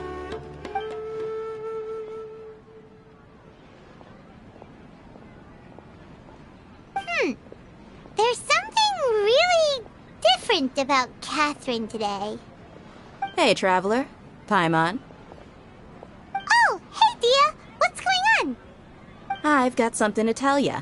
My lady knows you're looking for ways to meet Lesser Lord Kusanali, and she's been trying to come up with a way to help you. Well, I have an idea that might help. Are you serious? We'd love that! It might not necessarily pan out, so don't get your hopes up too much. I'll need to take you to... my lady is feeling a little worn out at the moment. Nilu's found a place for her to rest. After I take my lady home, let's meet in front of the Citadel of Regzar. Sounds like a plan! Let's head over to the Citadel of Regzar and wait for Dia! Every item is set.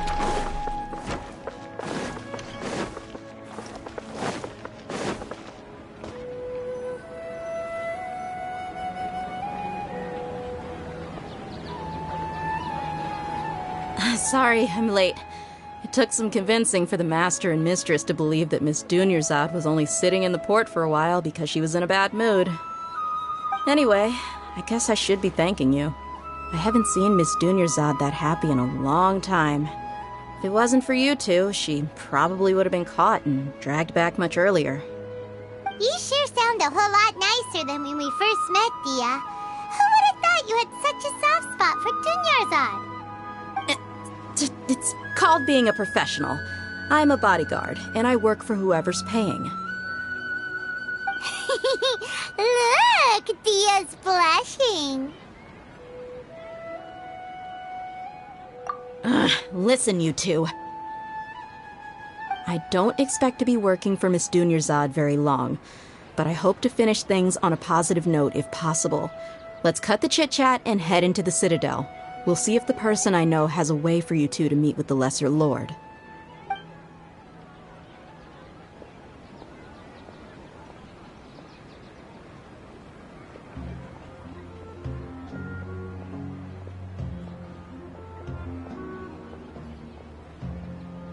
Oh, hey, Chief.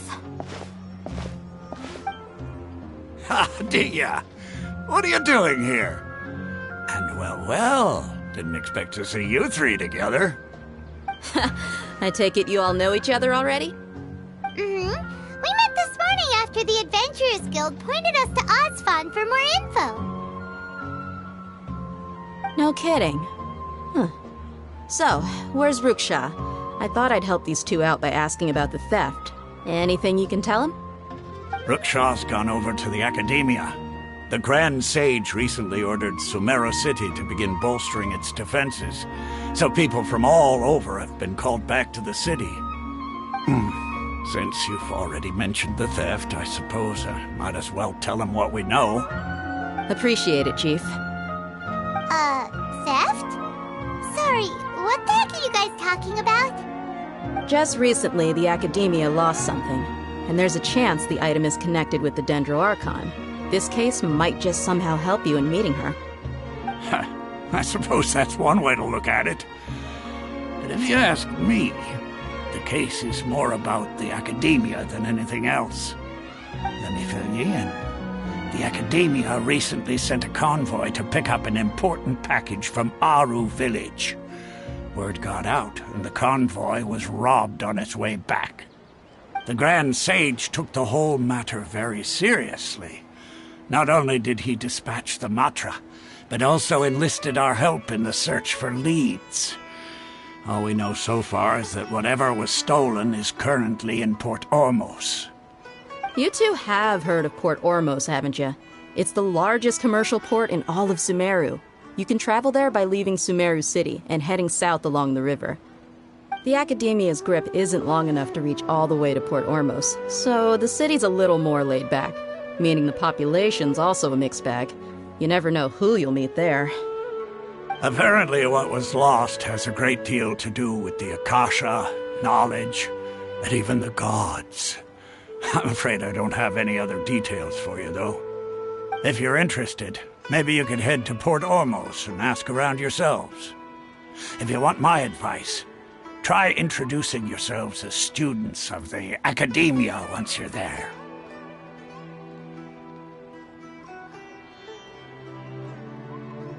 Are you serious, Chief? All the Academia students are in Sumeru City, you know. Why should they pretend to be students in Port Ormos? If you're all so interested, just go there and see what happens. Count me out. I've got plenty of work to do here for the Homayani family.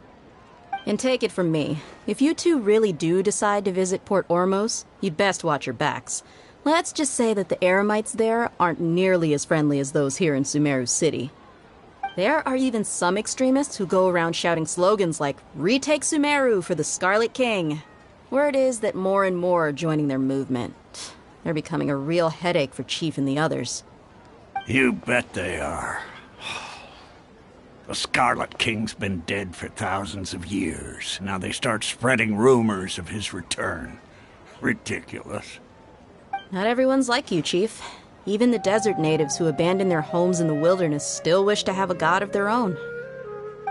Well, Traveler, that's about all the information we have for you. Thanks, Dia! And you too, Osfond! Since we've gathered all we could for the moment in Sumeru City, let's head to Port Ormos and see what we can find next. Miss Dunyarzad is looking forward to seeing you both at the Sub-Zerus Festival, so be sure to get yourselves back here in time for that.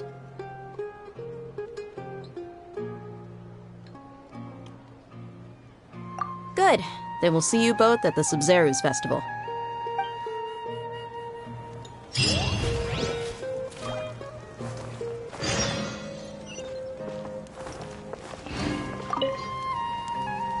It's been a while since I visited the Citadel of Regzar. I'll catch up with Chief. Remember, to get to Port Ormos, just follow the river south. Just be sure to take care of yourselves out there.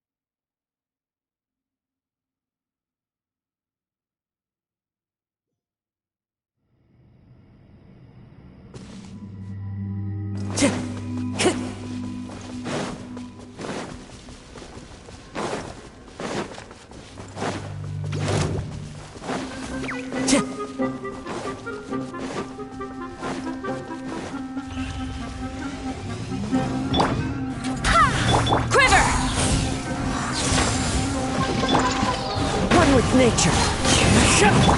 Hold the line! Let's move out. Barbados, guide us. Flash! No turning back!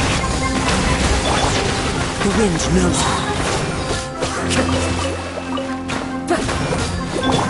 Lowest flag! Strike! Fallen leaves, adorn my night! Allow me!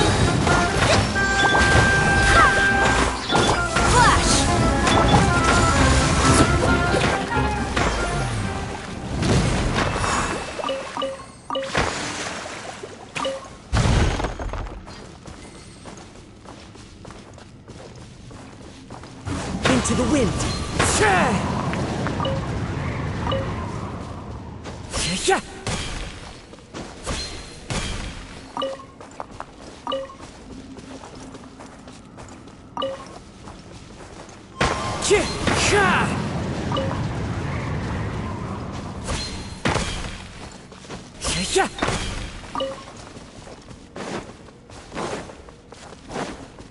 Time to go.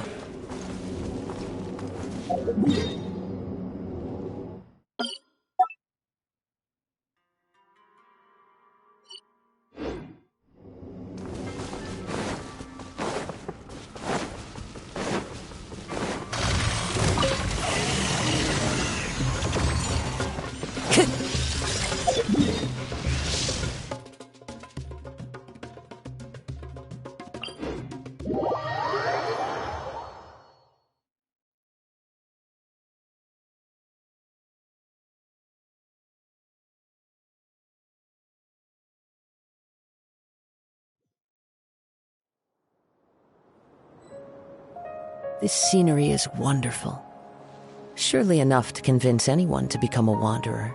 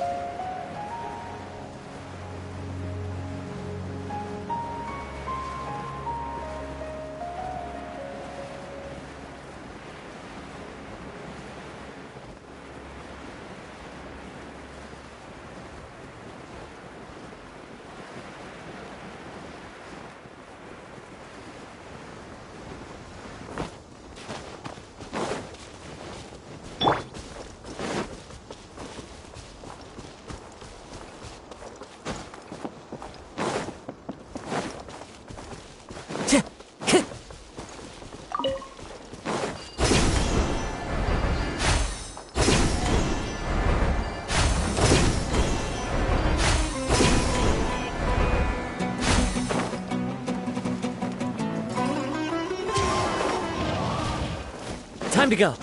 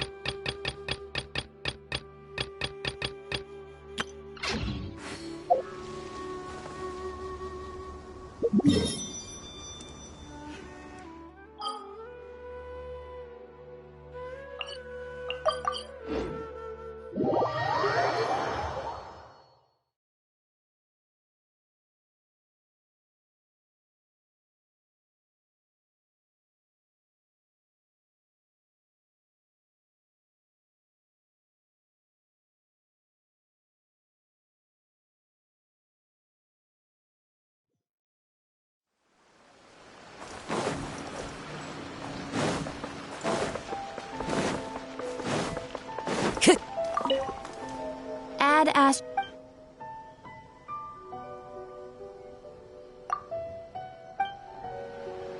Time to go.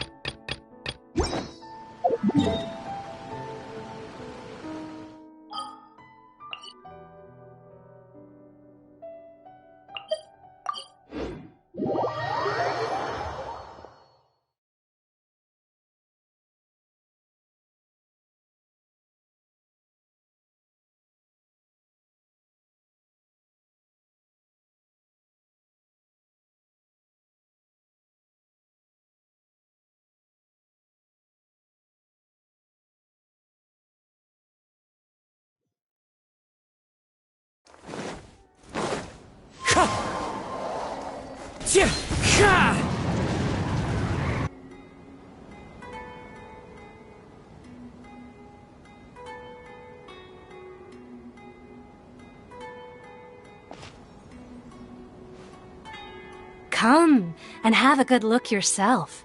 Traditional spices of the highest quality, made with pride and experience.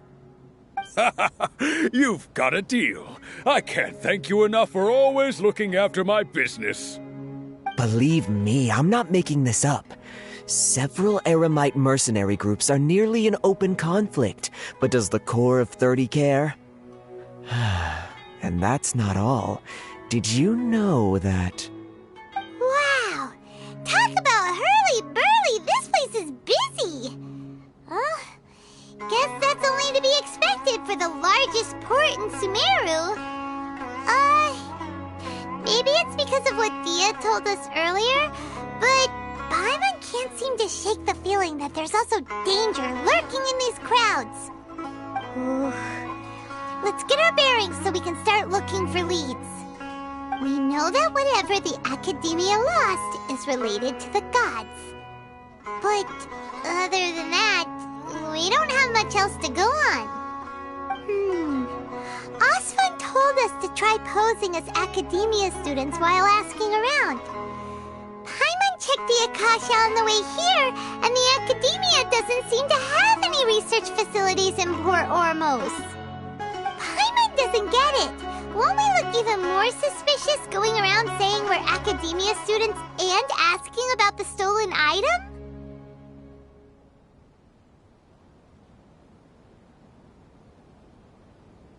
Well, given all the people that come through here every day, if there's any information to be found, Paimon bets we could find it in the market.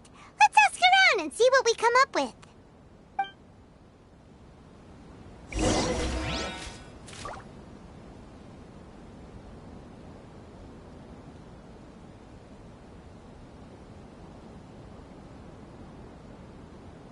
Life is full of possibilities.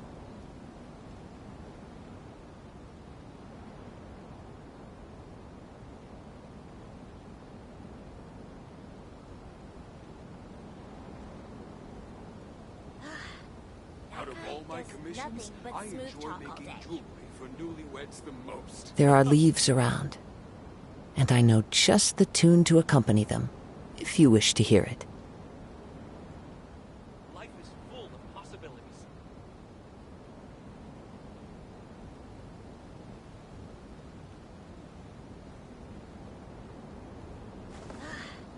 That guy does nothing but smooth talk all day.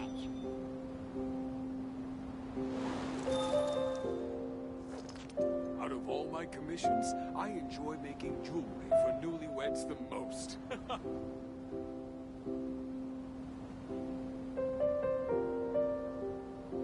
Life is full of possibilities.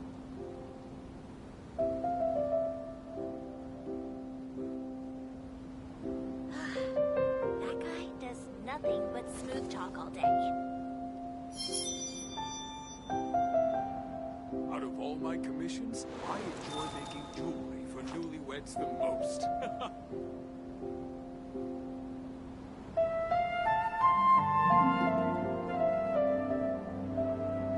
Life is full of possibilities.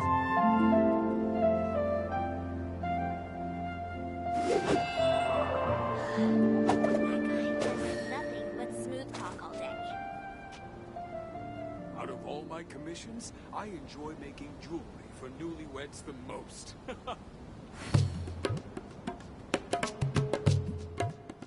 Life is full of possibilities.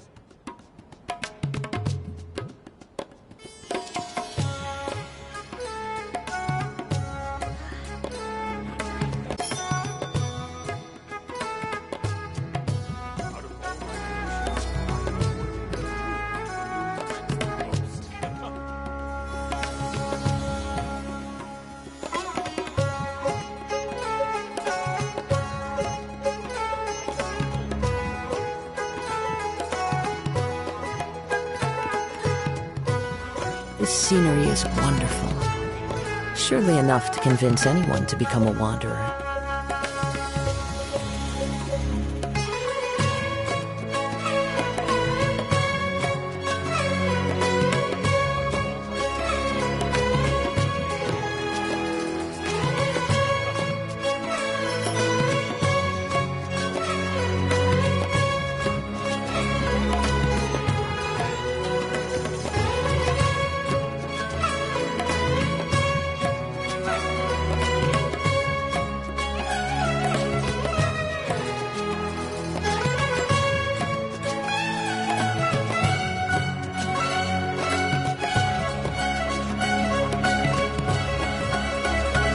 There are leaves around, and I know just the tune to accompany them, if you wish to hear it.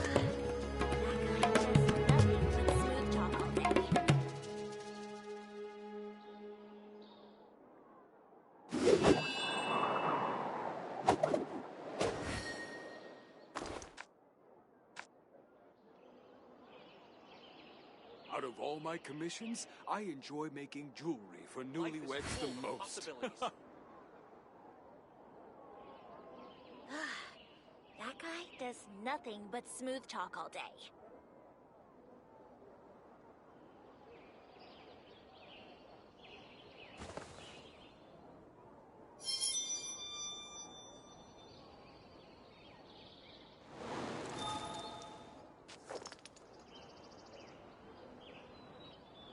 Life is full of possibilities. Out of all my commissions, I enjoy making jewelry for newlyweds the That guy most. does nothing but smooth talk all day. Wherever in this world I roam, I carry memories of my home. This blade, it is the last link I have to the land of my birth.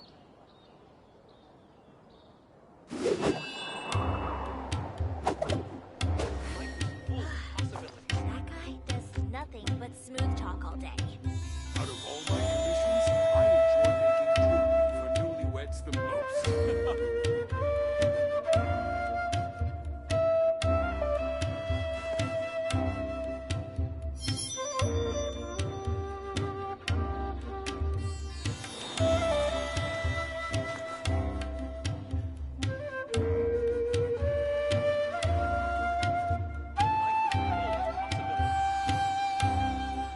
Out of all my commissions, I enjoy making jewelry for newlyweds the most.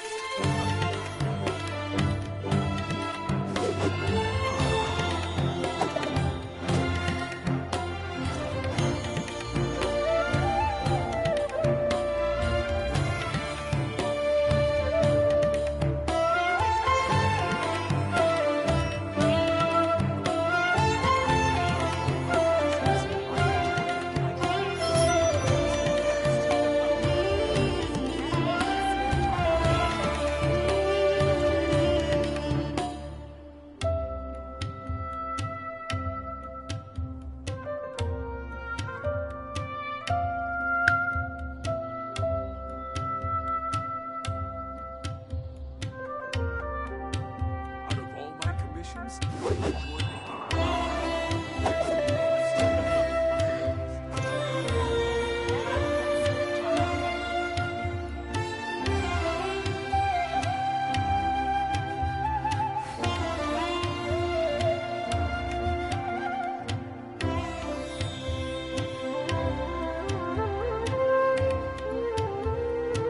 This scenery is wonderful.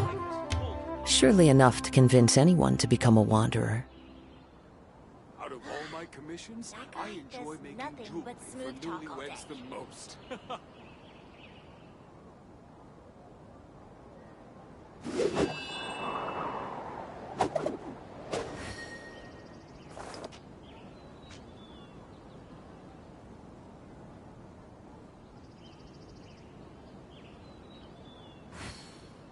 Life is full of possibilities.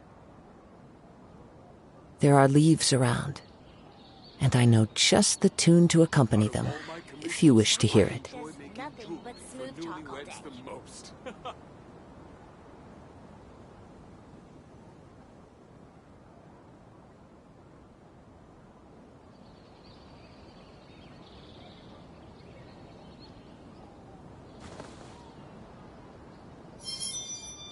Life is full of possibilities.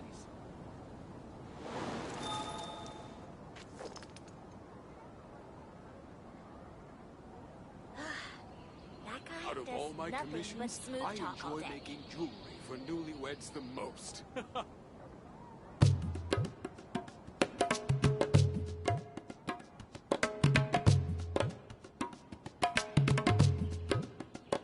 This scenery is wonderful. Surely enough to convince anyone to become a wanderer.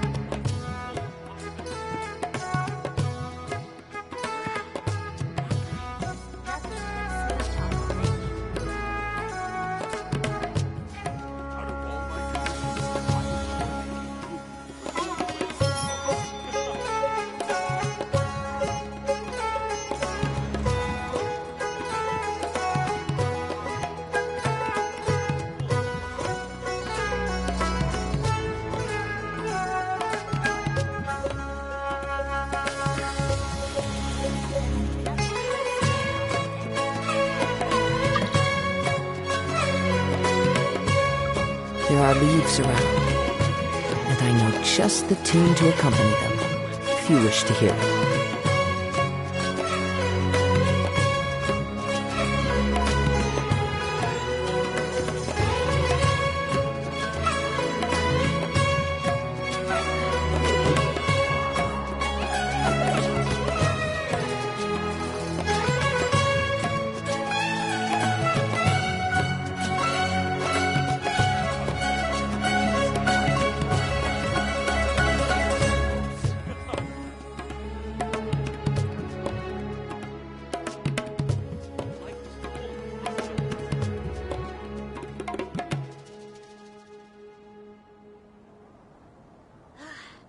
That guy does nothing but smooth talk all day.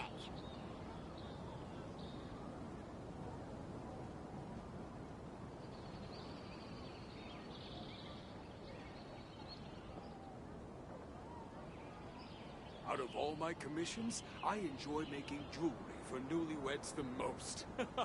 Life is full of possibilities. This scenery is wonderful. Surely enough to convince anyone to become a wanderer. Talk all day.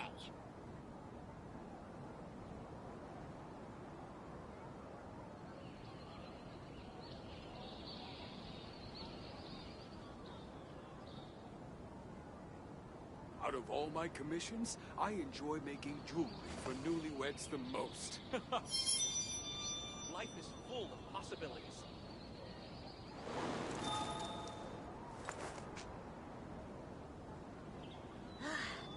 That guy does nothing but smooth talk all day.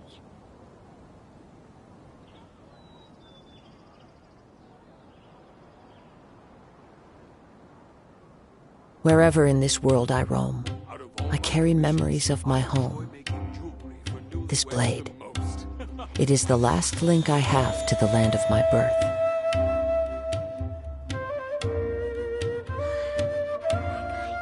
Nothing but smooth talk all day.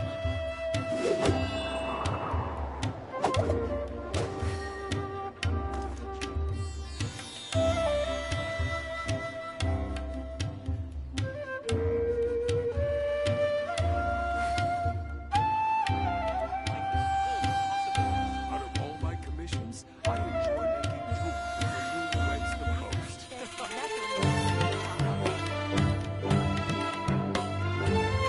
This scenery is wonderful. Surely enough to convince anyone to become a wanderer.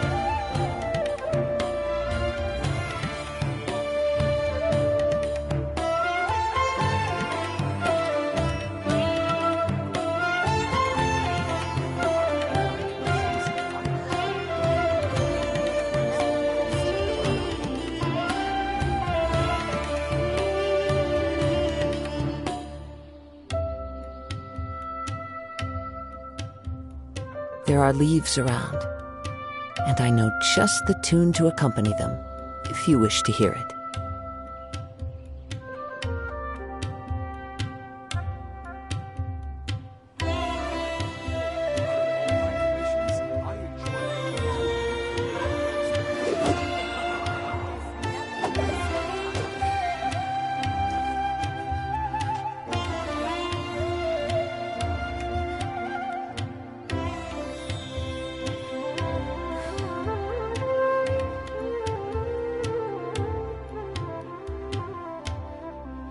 This scenery is wonderful.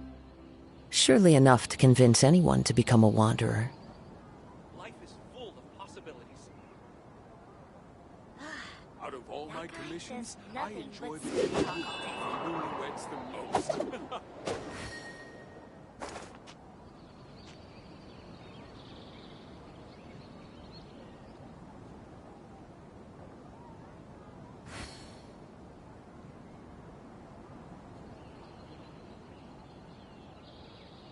Life is full of possibilities. Wherever in this world I roam, I carry memories of my home.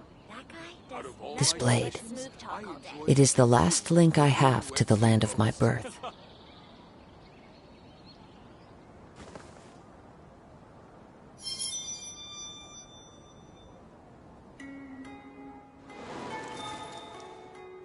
Life is full of possibilities.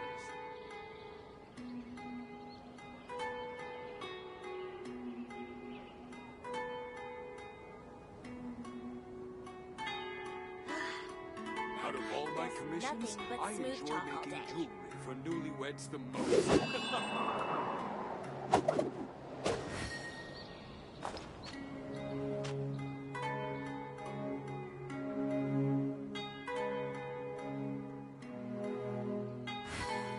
Life is full of possibilities. There are leaves around, and I know just the tune to accompany them, if you wish to hear it. Out of all my commissions,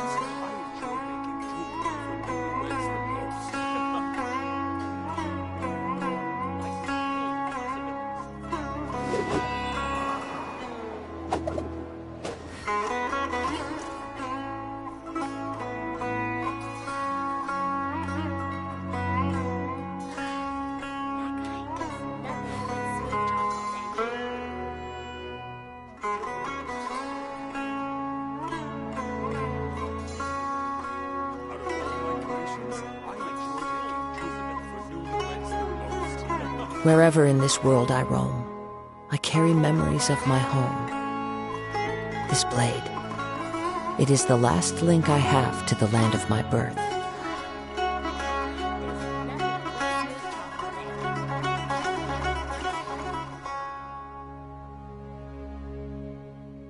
Life is full of possibilities.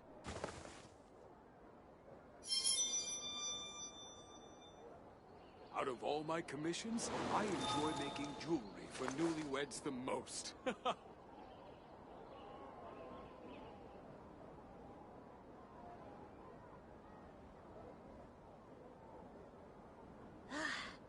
That guy does nothing but smooth talk all day. Life is full of possibilities.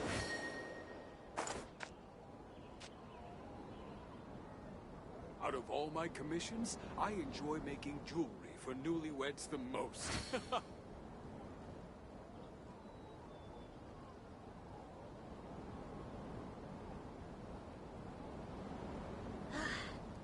There are leaves around, and I know just the tune to accompany them, if you wish to hear it.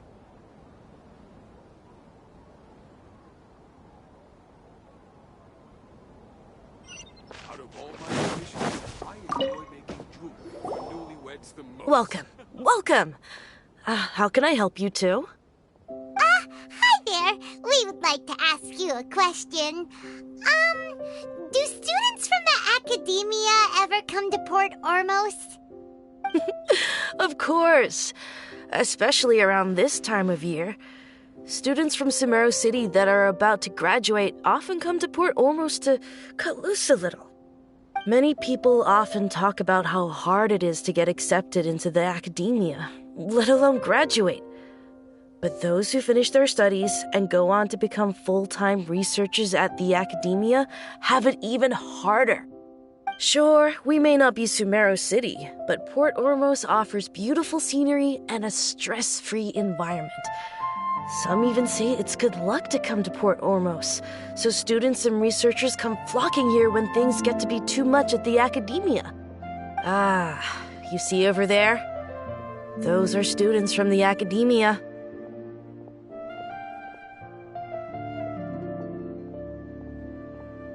They've been looking worried and miserable ever since they got here a few days ago.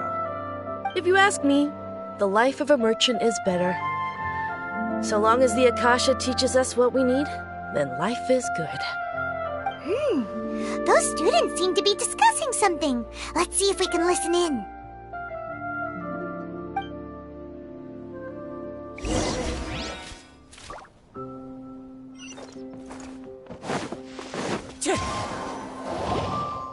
It's no good. I've tried asking around, but I haven't been able to learn anything useful. Not to mention that a bunch of scary-looking Eremite mercenaries have been posted along the streets now. There's been a lot of fighting between the different Eremite factions in Port Ormos. If we choose to move on our own, then it would be wise to steer clear of them. Especially the group that's constantly shouting some stuff about the Scarlet King and some resurrection. I've even heard that the Citadel of Regzar is starting to get fed up with them. What was that group called again? Ein something or other? They're called Ein el Ahmar. Today, I heard that the thing we're after might be in their possession at the moment. Wait, come again? Don't you see? Many of the Eremites in Port Ormos deal with trading this kind of thing. They're usually pretty wary of outsiders, but not so with students of the academia. It's because the kind of goods that students are looking for aren't the kind of goods that Eremites are after. As long as they know you're a student, then deals can be made. I've heard that Ain al-Hakmar likes to set up shop at the Jafar Tavern. Supposedly, if you're willing to part with 500,000 mora, they'll give you info on anything. Wait, did you say 500,000? If information alone costs that much, then how could we ever afford to buy what we're looking for? I guess we might as well give up on trying to graduate this way. I wouldn't worry too much. Our field of research is very niche. Who else could possibly be after that kind of shady knowledge? I bet it's practically worthless to anyone aside from us. Well, I guess that makes sense. Then the only thing left for us now is to find a way in. Why don't we all just pool our money together and pay for the information? Whoa! Did you hear that? A niche field of research. So, what's our plan? Wait, didn't you hear what they just said? Buying information is going to cost us 500,000 mora! Have you lost your mind? Oh, all right. Paimon never thought she'd agree to parting with that kind of mora. But if you know what you're doing, then we should give it a shot.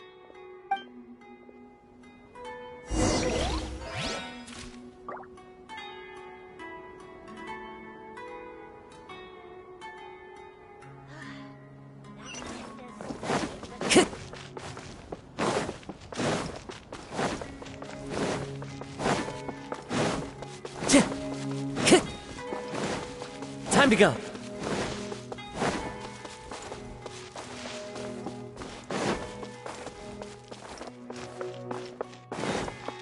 This is the place we heard those students talking about. Let's find a seat somewhere and see if we... Oh, you've arrived. Please, take a seat. So, they think that they can go toe-to-toe with the boss? Ha! Once we reclaim the power of the Scarlet King, they'll be the first that the boss punishes. They're nothing to be afraid of. Our main rival now is the Caracal Battalion. They've also amassed a significant amount of mora this time, so we mustn't underestimate them.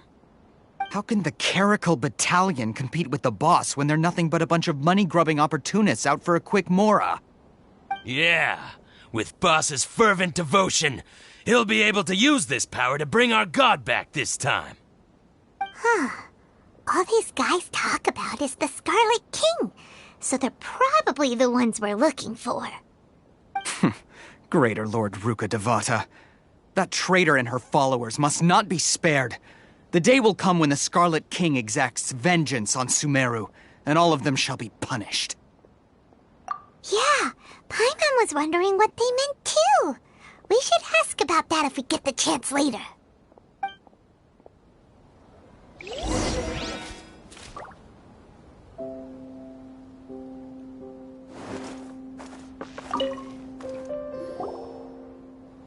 Huh?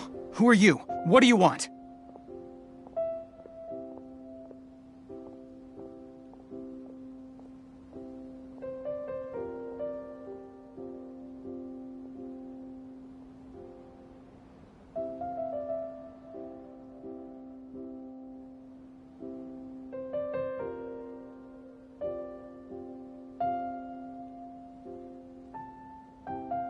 A student? What's a student from Sumeru City doing in Port Ormos? Ah, well, if it's info you want, you've come to the right place. The question is, can you afford it?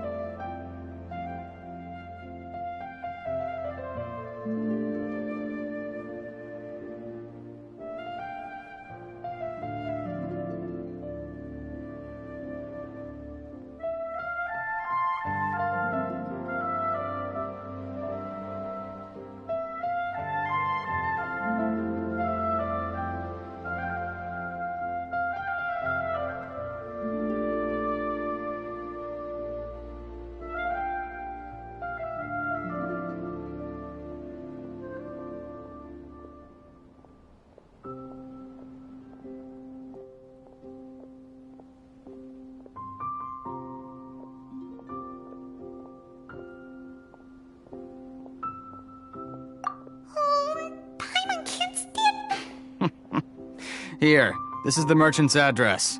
Whatever you're looking for, you'll find it there. Hmm? Well, what are you waiting for? Oh, that's right! We heard you mention the Scarlet King just now. We're actually interested to know more because we're archaeology students! Fine. Since you've already handed over the Mora, I guess I can throw in a little extra info. As you can see, members of Ain al-Ahmar are devout believers of the Scarlet King. Years ago, the Scarlet King founded the great desert nation that was our homeland. It was an advanced civilization, far beyond anything you'll see in present-day Sumeru. The Scarlet King was the rightful god of wisdom, but he was betrayed by a companion he trusted. She even stripped him of his title, God of Wisdom. So, you mean the traitor was...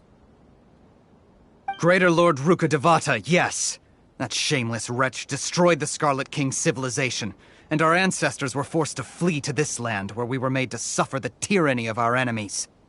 Furthermore, she conspired with the Academia to cover up the truth of her actions, and create the merciful and benevolent facade for which she is now known. Ugh, just thinking about it sickens me. But the story doesn't end there, oh no. The Scarlet King isn't truly dead. The voice of the Oracle has been heard in the desert, prophesying his resurrection. Mark my words, our god shall return. And when that day comes, all followers of the traitor and all the desert dwellers who have forgotten their true god will suffer retribution together. If what I'm saying makes you shiver with fear, it might not be too late for you to become a believer of the Scarlet King.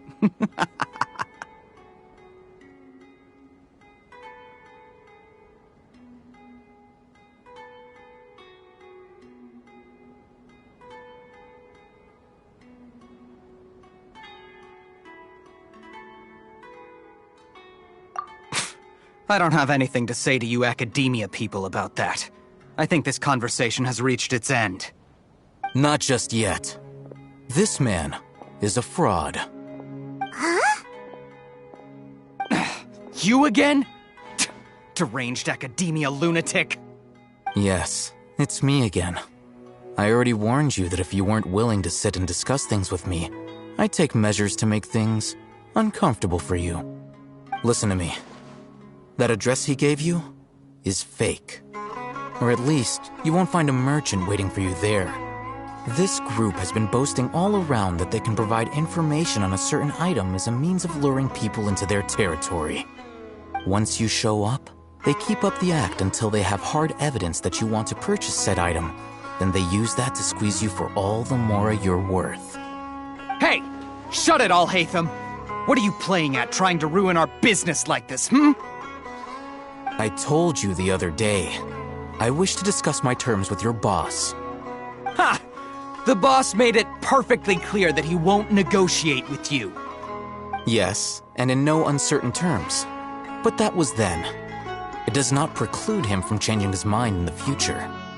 I'm warning you. Don't push us, or this could get ugly. We don't usually get rough with people from the Academia because it just complicates things. For a lunatic like you, though, we might just have to make an exception. If you're suggesting that we escalate this from a verbal exchange to a physical one, I accept. After all, even the Archons used war to negotiate the ownership of Tevat. If, on the other hand, we can't agree on any means of negotiation at all, then I'm afraid my next course of action will sting a little more than the mere falling through of a few business deals. I will jeopardize the Eremites' reputation, which I know you value above all else. I am quite confident that if I began to take such action, your boss would willingly approach me himself. However, I fear that by then, some things will have happened that cannot be undone. Also, a word of advice. I suggest you tell your boss exactly what happened here today. Otherwise, he might blame you for not telling him in the future. What did you say? Consider this. Have I ever failed to follow through on my word in the past? This guy is really out of his mind. Okay then. If you really have a death wish, let's meet a week from today. The pier in front of the Pharos Lighthouse, 4 o'clock in the afternoon, sharp. Don't expect us to hold back. Not so fast. First, you return the 500,000 mora to them.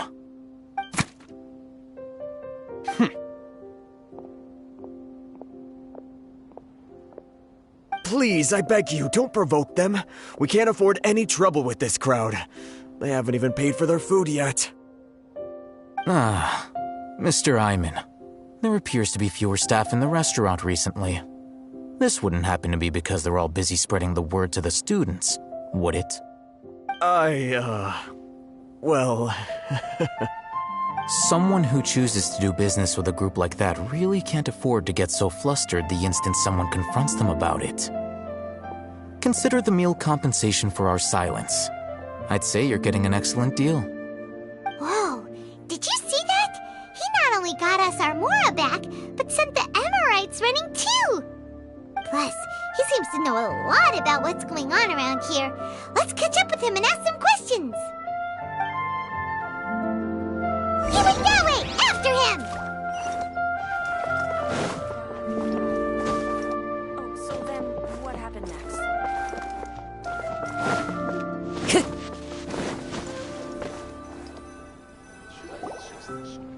Wait up! It's Al-Haytham, right? What do you want?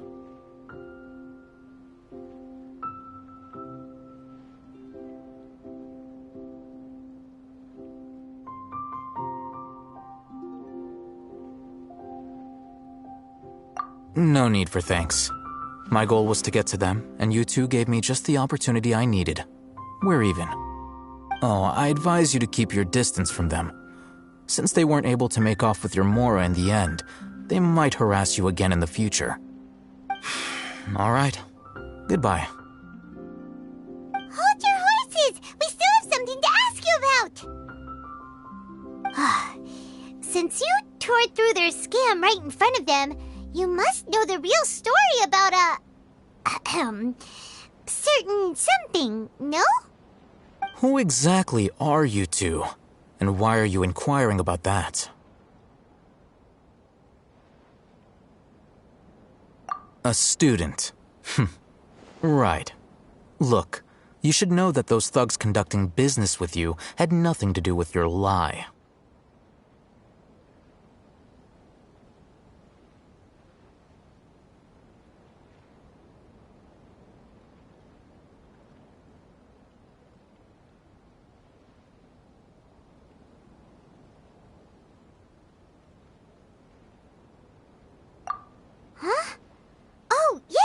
She's really strong.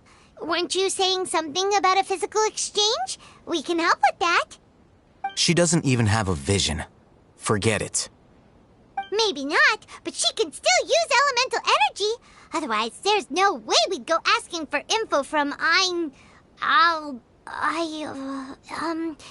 guys like that. Those high-headed thugs are definitely gonna bring a lot of backup for your next meeting. Even if you don't go alone, you won't regret taking us with you.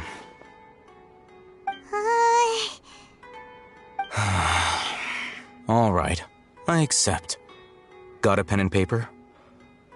If you're searching for someone who sells that kind of merchandise, I'll give you one of their addresses, and you can try your luck. We'll reconvene at the appointed time by the pier. It doesn't matter if you show up or not. So, since you were happy to give us this merchant's information, does that mean you can tell us exactly what we're after? You were willing to part with 500,000 mora for something and you didn't even know what it was? Okay. Well, if you truly are as skilled as you claim, then you can beat the answer out of them when they become hostile. Look, if you've been making inquiries, then you have to know something by now. Tell me what you know so far, so I don't waste time repeating information. We know it's connected to the academia somehow, and that not only do the Eremites deal in it, but some students want to get a hold of it too. What else? You know almost everything there is to know, but you're unable to compile this information because you've never seen the object before. This is what you've been looking for. Huh? Paimon can't tell what it is. It looks like some kind of ornament. This is a knowledge capsule. To put it simply, it's a vessel that can store a fixed quantity of canned knowledge. It's like a miniature Akasha. Anyone who links it to their personal Akasha terminal instantly becomes privy to its contents.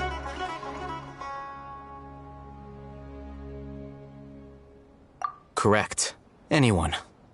Unlike the Akasha, which heavily regulates who can access what information, knowledge capsules confer their contents without any requisites. That's amazing! It's essentially a convenient and harmless vestibule for knowledge. Unfortunately, it's illegal in Sumeru to privately possess or trade them. They were created as a means for scholars to transfer knowledge gained from Irminsul into the Akasha, and are intended to be destroyed immediately after use. But despite strict regulations, some of these knowledge capsules will always escape destruction. After all, there will always be those in this world who are dissatisfied with life as designed for them by the Akasha and wish to change their fate. Over the past century, a wide variety of canned knowledge has been leaked from the academia. Now, in Port Ormos, the valuable ones are a means to Mora for the Eremites. Meanwhile, those which the Eremites deem to be useless to them occasionally prove useful to the common citizens and hapless academia students.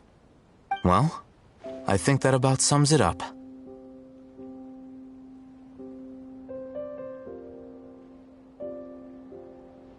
Oh, so that's your true objective.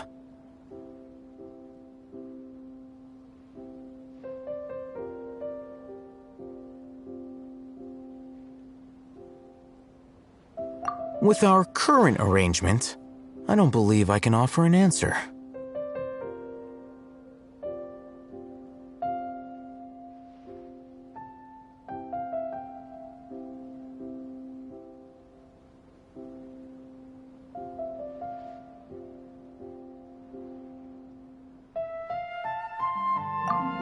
You're still resolved. Fine. Let's talk somewhere with fewer people.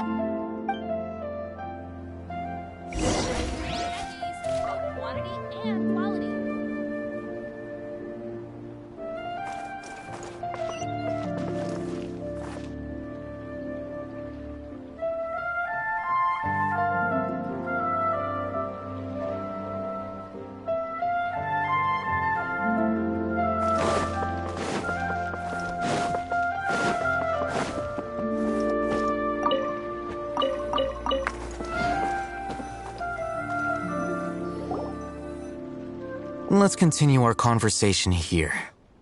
If you wish to learn more about the knowledge capsule that the Academia lost, then you must help me with something.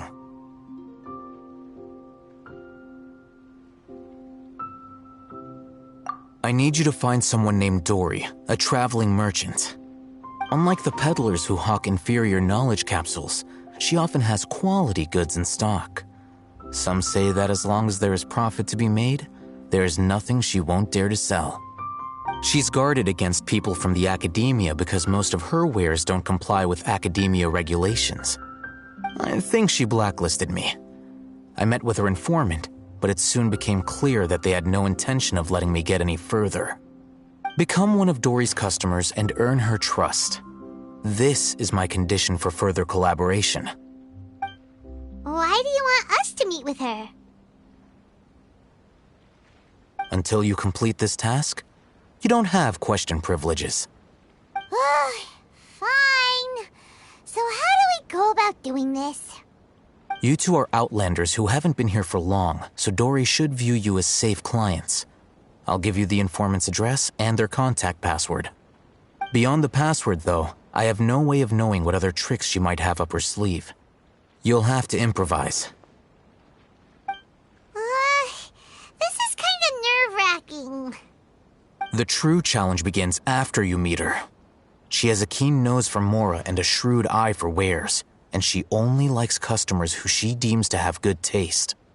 I'll prepare some funds for you. Buy her highest quality wares and earn her approval. But tell which ones are good and which ones are bad? Is that something we can learn quickly? That's true. Have you two heard of elemental sight?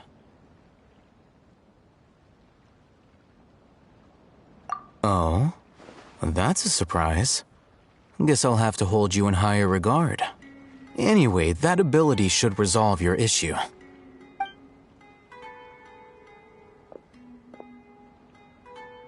Here are 2 knowledge capsules. Tell me, can you detect any difference in their quality?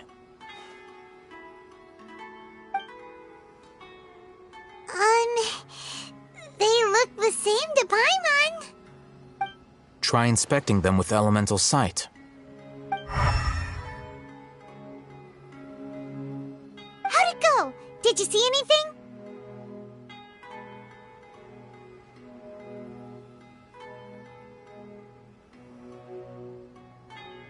Rumor has it that higher quality knowledge capsules generally appear brighter when viewed through elemental sight.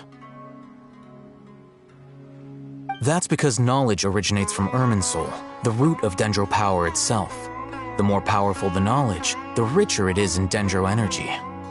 However, some canned knowledge with a high concentration of elemental energy is of little use in contemporary times, so those capsules are of little value. Using elemental sight is merely a stopgap measure, but it should suffice for earning Dory's trust. That sounds pretty impressive. Here's a sheet with the informant's location and contact password, and here is the mora for purchasing canned knowledge. Don't be cheap. You'll need to spend to catch Dory's eye. If there's any mora left over, just keep it. Oh, and be sure to exercise some caution. There have been Matra present in Port Ormos lately. Your efforts will be for naught if they catch you. Matra?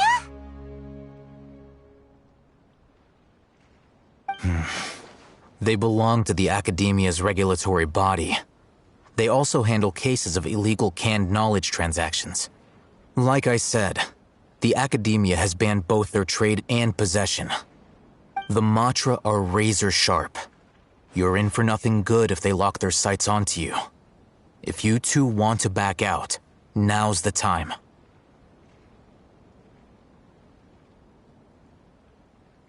Okay, then we have a deal. If you succeed in your dealings with Dory, come find me at the Wikella Funduk. We'll have an open discussion then. Looking at what Al-Haytham wrote, Dory's informant is a trader near Old Ormos. Let's follow these instructions and try to get in contact with him.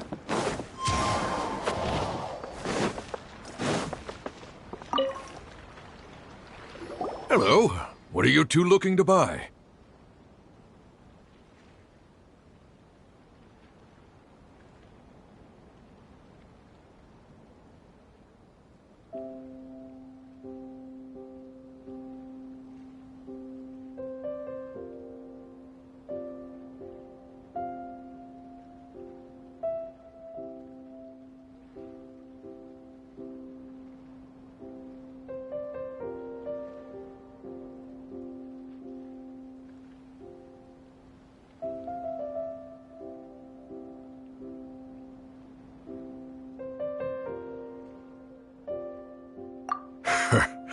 What a unique palate. We have unripe hara fruits, but we usually keep them in the back. I'll have someone escort you. Following the paper got us past the first round. Ronak, these two want to buy unripe hara fruits. Show them to the warehouse. Got it. You two, please follow me. You two have a fascinating fashion sense. We haven't seen a customer wearing a Sumeru rose for quite some time. Hold on. Let me think. Sumeru rose means common merch. No, look again. We're obviously wearing morning flowers. Ah, my mistake. I do apologize. Whew. That pop quiz sure was scary. The warehouse is up ahead. Please follow me.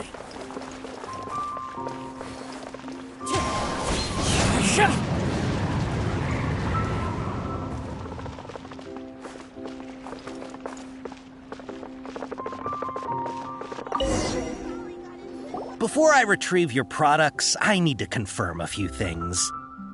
Please forgive me, but we may not have sufficient stock for you today.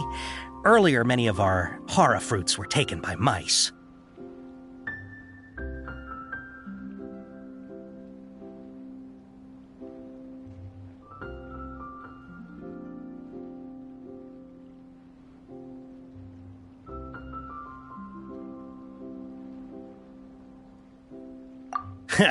Thanks. If better goods come in, you'll be the first to know.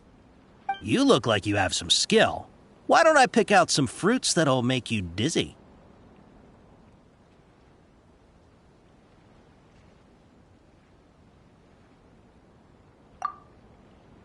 No, that's not it. The paper said that heat stroke is the answer to erudition. Ugh, eating something that causes heat stroke sounds horrifying. I'm sorry. But as things currently stand, we won't be able to fulfill your order. Why don't you two think things over? He's cautious of us. Let's take a closer look at the paper that Al-Haytham gave us. Before I retrieve your products, I need to confirm a few things. Please forgive me, but we may not have sufficient stock for you today. Earlier, many of our hara fruits were taken by mice.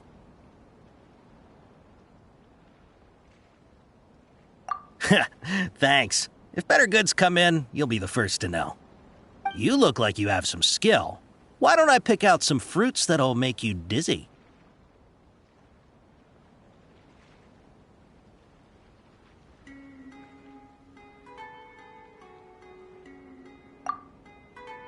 No, that's not it. The paper said that heat stroke is the answer to erudition. Ugh, eating something that causes heat stroke sounds horrifying. I'm sorry. But as things currently stand, we won't be able to fulfill your order. Why don't you two think things over? He's cautious of us. Let's take a closer look at the paper that Al-Haytham gave us.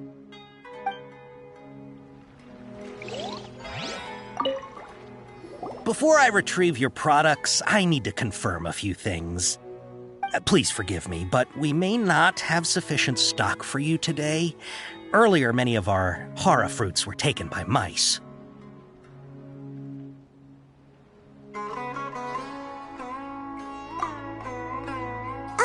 Hold on. That's not right. Taken by mice means they sold out. I'm sorry. But as things currently stand, we won't be able to fulfill your order. Why don't you two think things over? He's cautious of us. Let's take a closer look at the paper that Al-Haytham gave us.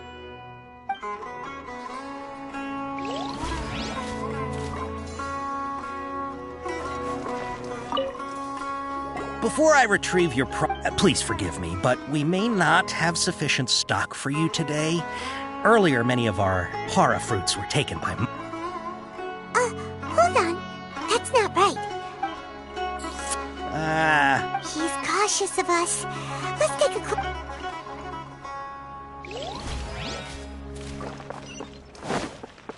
Time to go. Before I retrieve... please forgive me, but we may not have sufficient stock for you today. Earlier, many of our hara fruits were taken by mice. Thanks. You look like you have some skill. Why don't I pick out some fruits that'll make you dizzy?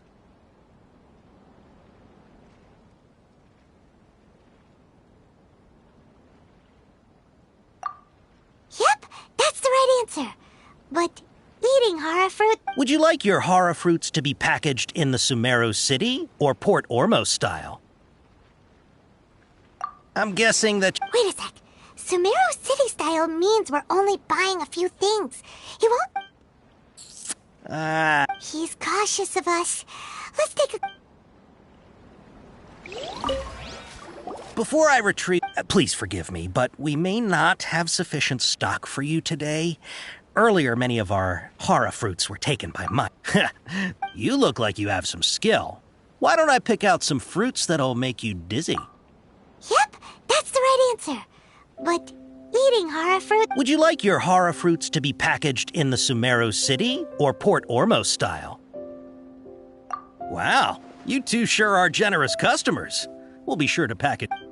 Okay, everything has been confirmed. Miss Dory is waiting for you up at... Shoot, it's the Matra! Run! What? The Matra? Where? Oh, Hatham said we're done for if they catch us. We gotta get out of here.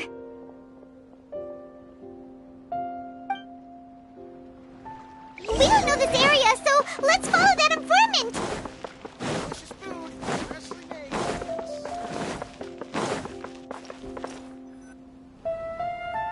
He ran that way.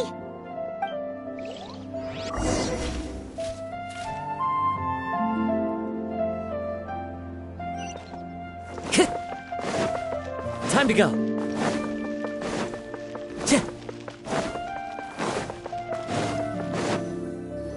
Look, he's over there.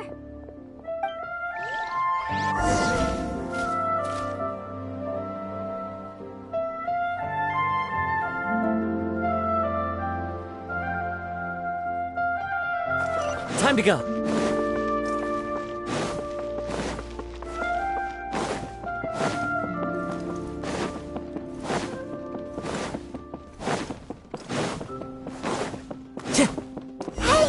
If you're hiding from the Rishbaland tiger, come this way! Another password! Huh? Oh, that voice came from behind the building on the right! Here, over here. You can stop running now.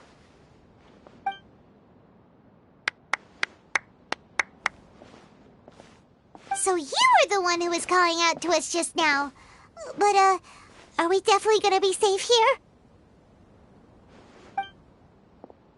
These two good customers wish to buy some horror fruit, Miss Dory. And if there's nothing else, I'll just excuse myself. Oh, very good. Thank you. Huh? Wait, you're Dory? Paimon sure thought you'd look a whole lot scarier. Hey, what are you trying to say, Princess Pea-Brain? I can be scary enough when I need to be, believe you me. If you don't watch what you say, then you can forget about doing any business. But it seems you two have actually done pretty well so far. Not only did you manage to find the informant, your reactions were also pretty sharp. You don't really look like criminals or anything, but I bet my Mora that you've been involved in some shady dealings, haven't you? Paimon's not sure if that's supposed to be a compliment, but we'll take it. I can't risk doing business with people who start huffing and puffing after just a few paces. No matter how much Mora they might have. Not only will they get caught by the Matra, but they'll also get us into trouble. As decent folks trying to run an honest business. We don't need any of that. Wouldn't you agree? So that's why I prefer to have customers like you. It's your first time here, but don't worry. I won't ask too many questions. Even if you wish to buy enough knowledge capsules to decorate your house with, please knock yourself out. As long as you have lots of round, shiny Mora, then we're all good. Ah, yes, of course. Go ahead. Help yourselves. Voila! Wow, she has a trove of canned knowledge. Whew. She'd probably be in serious trouble if the Matra caught her with all this. What kind of products do you seek, my dear customers? Don't worry, I'm not interested in your reasons for buying. I can, however, offer some suggestions. Take this one, for example. An analysis of the sociological ideology and dialectics of the Hilichurls. Only 3 people in all of Teyvat have ever studied it, making it extremely rare.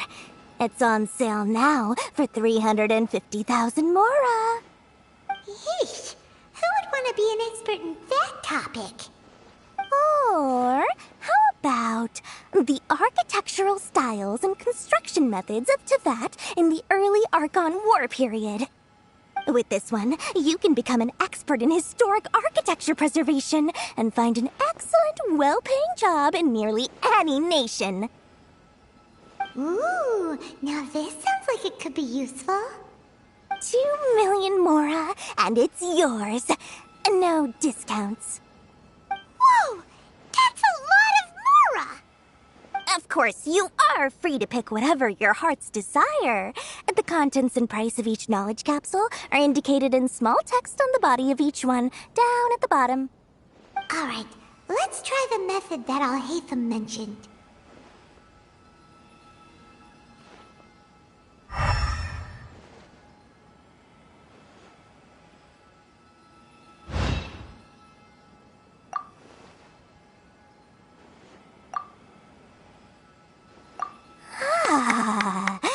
You've really got a good head on your shoulders, and quite the eye for quality.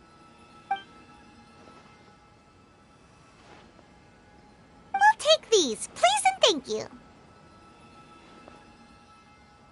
My, oh my, you are blessed with a taste for both the exquisite and the extravagant. Customers like you are a rare breed. 1 in 100. No, 1 in 1,000 even. Listen, I have a special offer for you two. If you spend just 100,000 mora more, you can pick any knowledge capsule of your choice up to a value of 1 million mora. Say what now? Hey, did you hear that? Spend another 100K and we get a capsule worth a whole million! But all the canned knowledge we just bought is easily worth 500,000 mora. If we spend just a little more, we can get something worth 1 million mora. Isn't that a fantastic deal? Think about it. We've gone to all this trouble to get this canned knowledge. And so far, aren't you even the least bit curious about how this whole canned knowledge thing works? We're talking instant knowledge here. Don't you want to try it yourself? Come on, come on! We still have around 100,000 of Al-Haytham's mora left. So let's put it to good use by finding something useful for you. Ahem. You've got a deal, Dory! Excellent! Then please... Hold on a second. Paimon thought we could choose whatever we wanted. Why can't we choose the ones from... Oh, but my... Oh, Paimon has a bad feeling about this. Let's use Elemental Sight again to check these.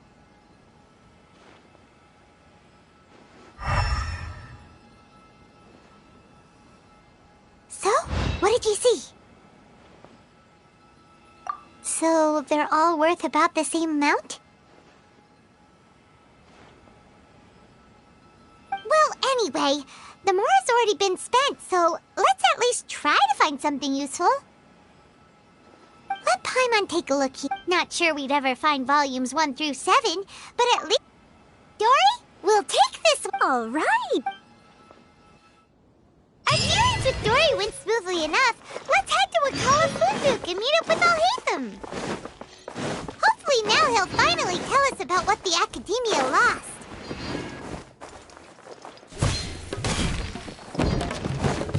Time to go.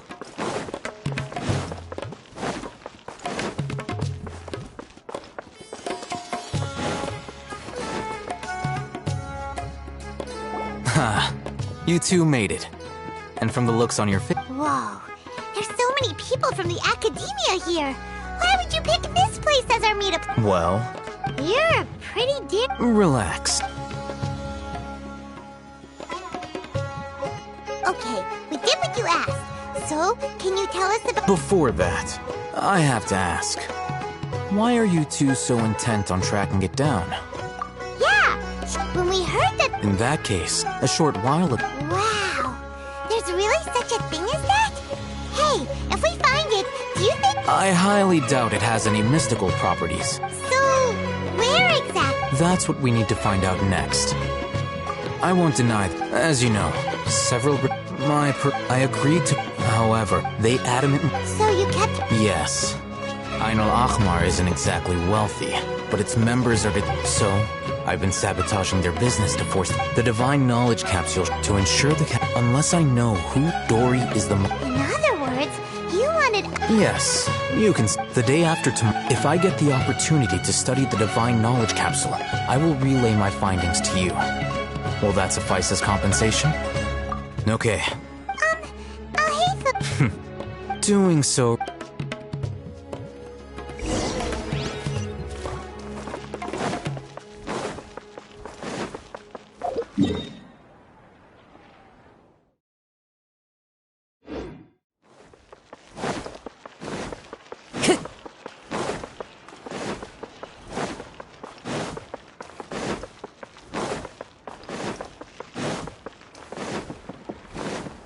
Time to go.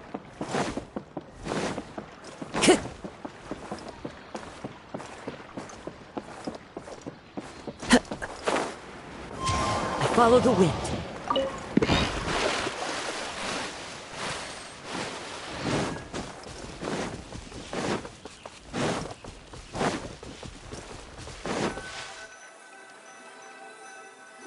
All right. Here. Really? Aw, yeah, what a great buy! If you want to determine the efficacy of this capsule, I can evaluate your combat ability. We can conduct while you fight, there may be very... Wow! Haytham! You must have been one of those guys that... Paimon's curious about something, though. You definitely weren't one of those students who needed canned knowledge to graduate from the... When you are unable to... All right, let's begin the...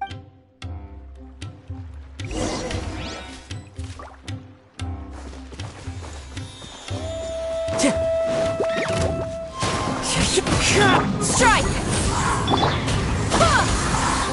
I swear by my sword!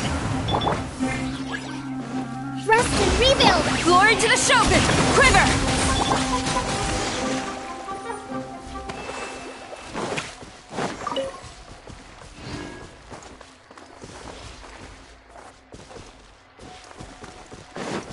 Time to go.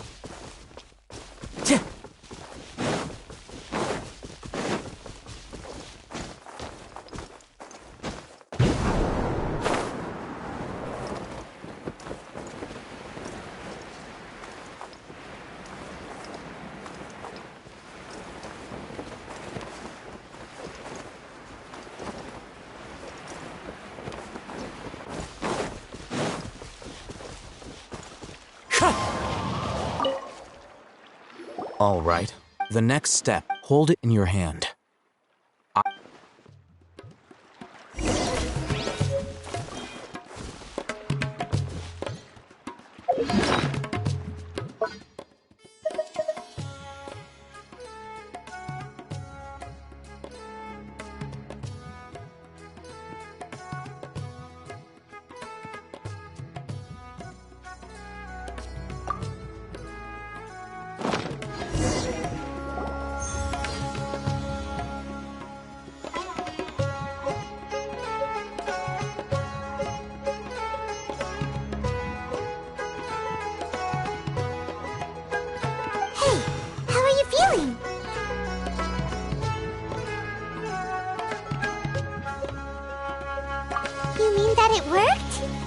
All right.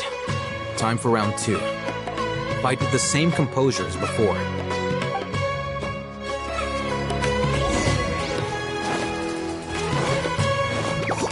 Strike! As one with wind and cloud! The wind knows me.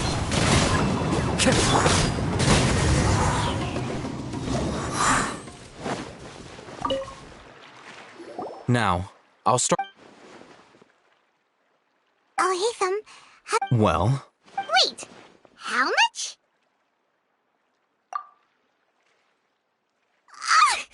Dory's such a... Of course, this could be because she is so powerful that the capsule... At the very least, this test allowed me to gain more insight into you two. I'm heading back to...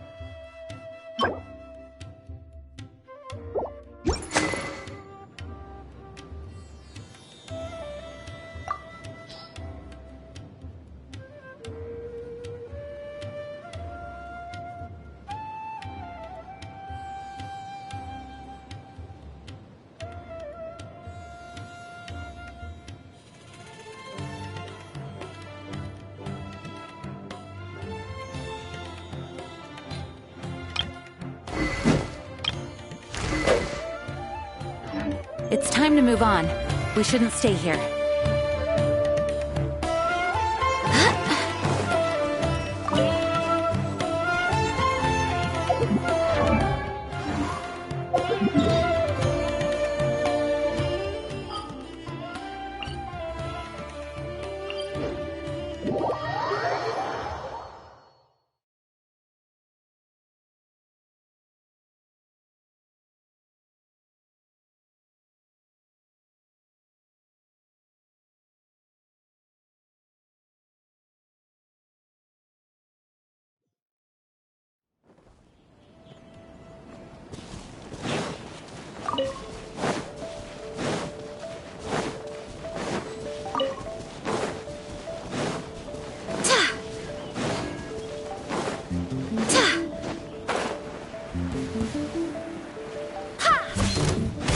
Let's get down to business. Flash! It's fine. One with nature. Clouds high. The birds call. Hold the line! The hunter becomes the hunted. The berry.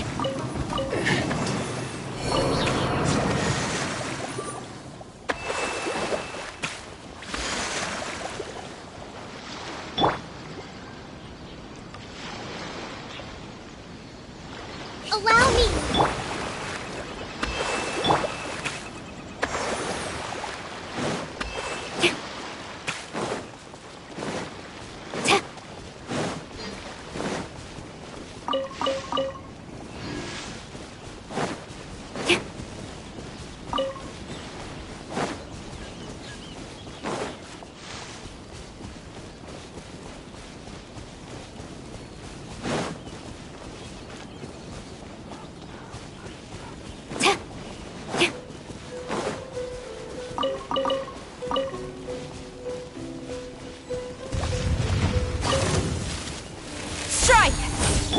Wind strider.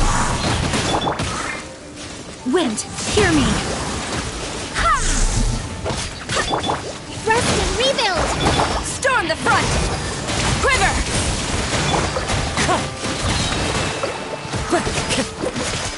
Fallen leaves, adorn my night!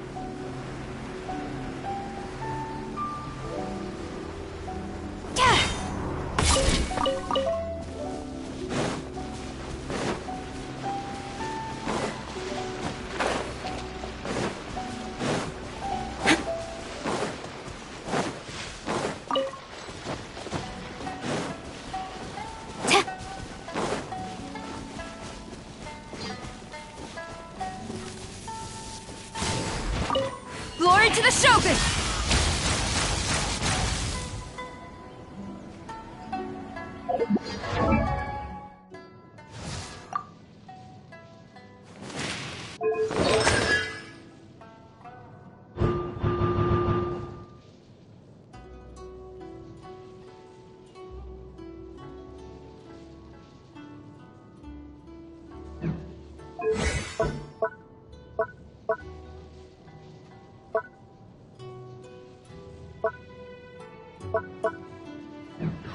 To strike your foe takes unity between mind, arrow, and bow. Flash!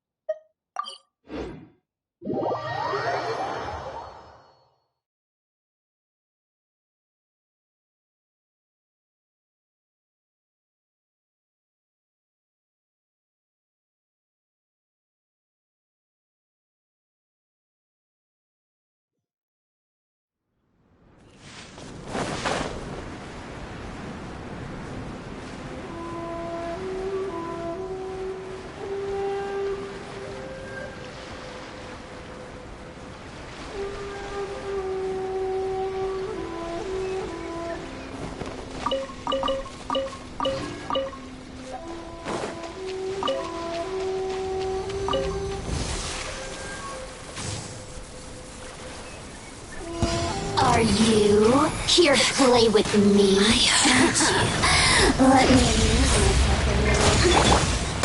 The wind knows me. Hold the line! I swear by my sword! Go as one! Clouds high, the birds call. Into the wind.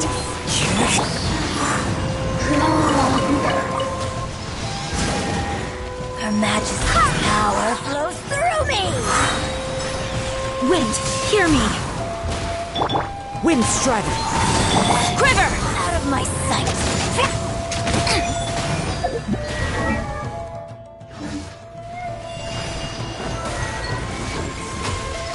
Strike! This body belongs to ice and snow. No turning back! As one with wind and cloud. Where are you? I swear by my sword! Rest and rebuild! Taurus, bring refuge! Wind strider.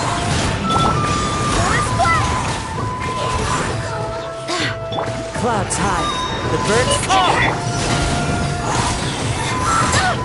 Barely a scratch! Glory to the Shogun! Flash! Her Majesty's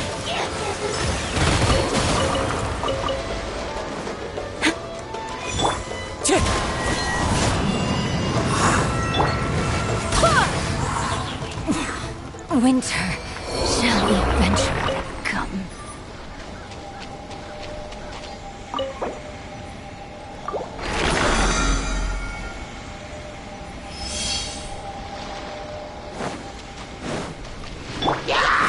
Quiver!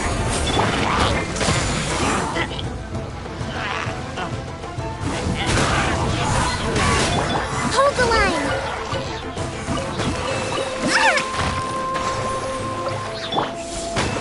Flash! Barbados! Guide us! No turning back! Quiver! Wind strider.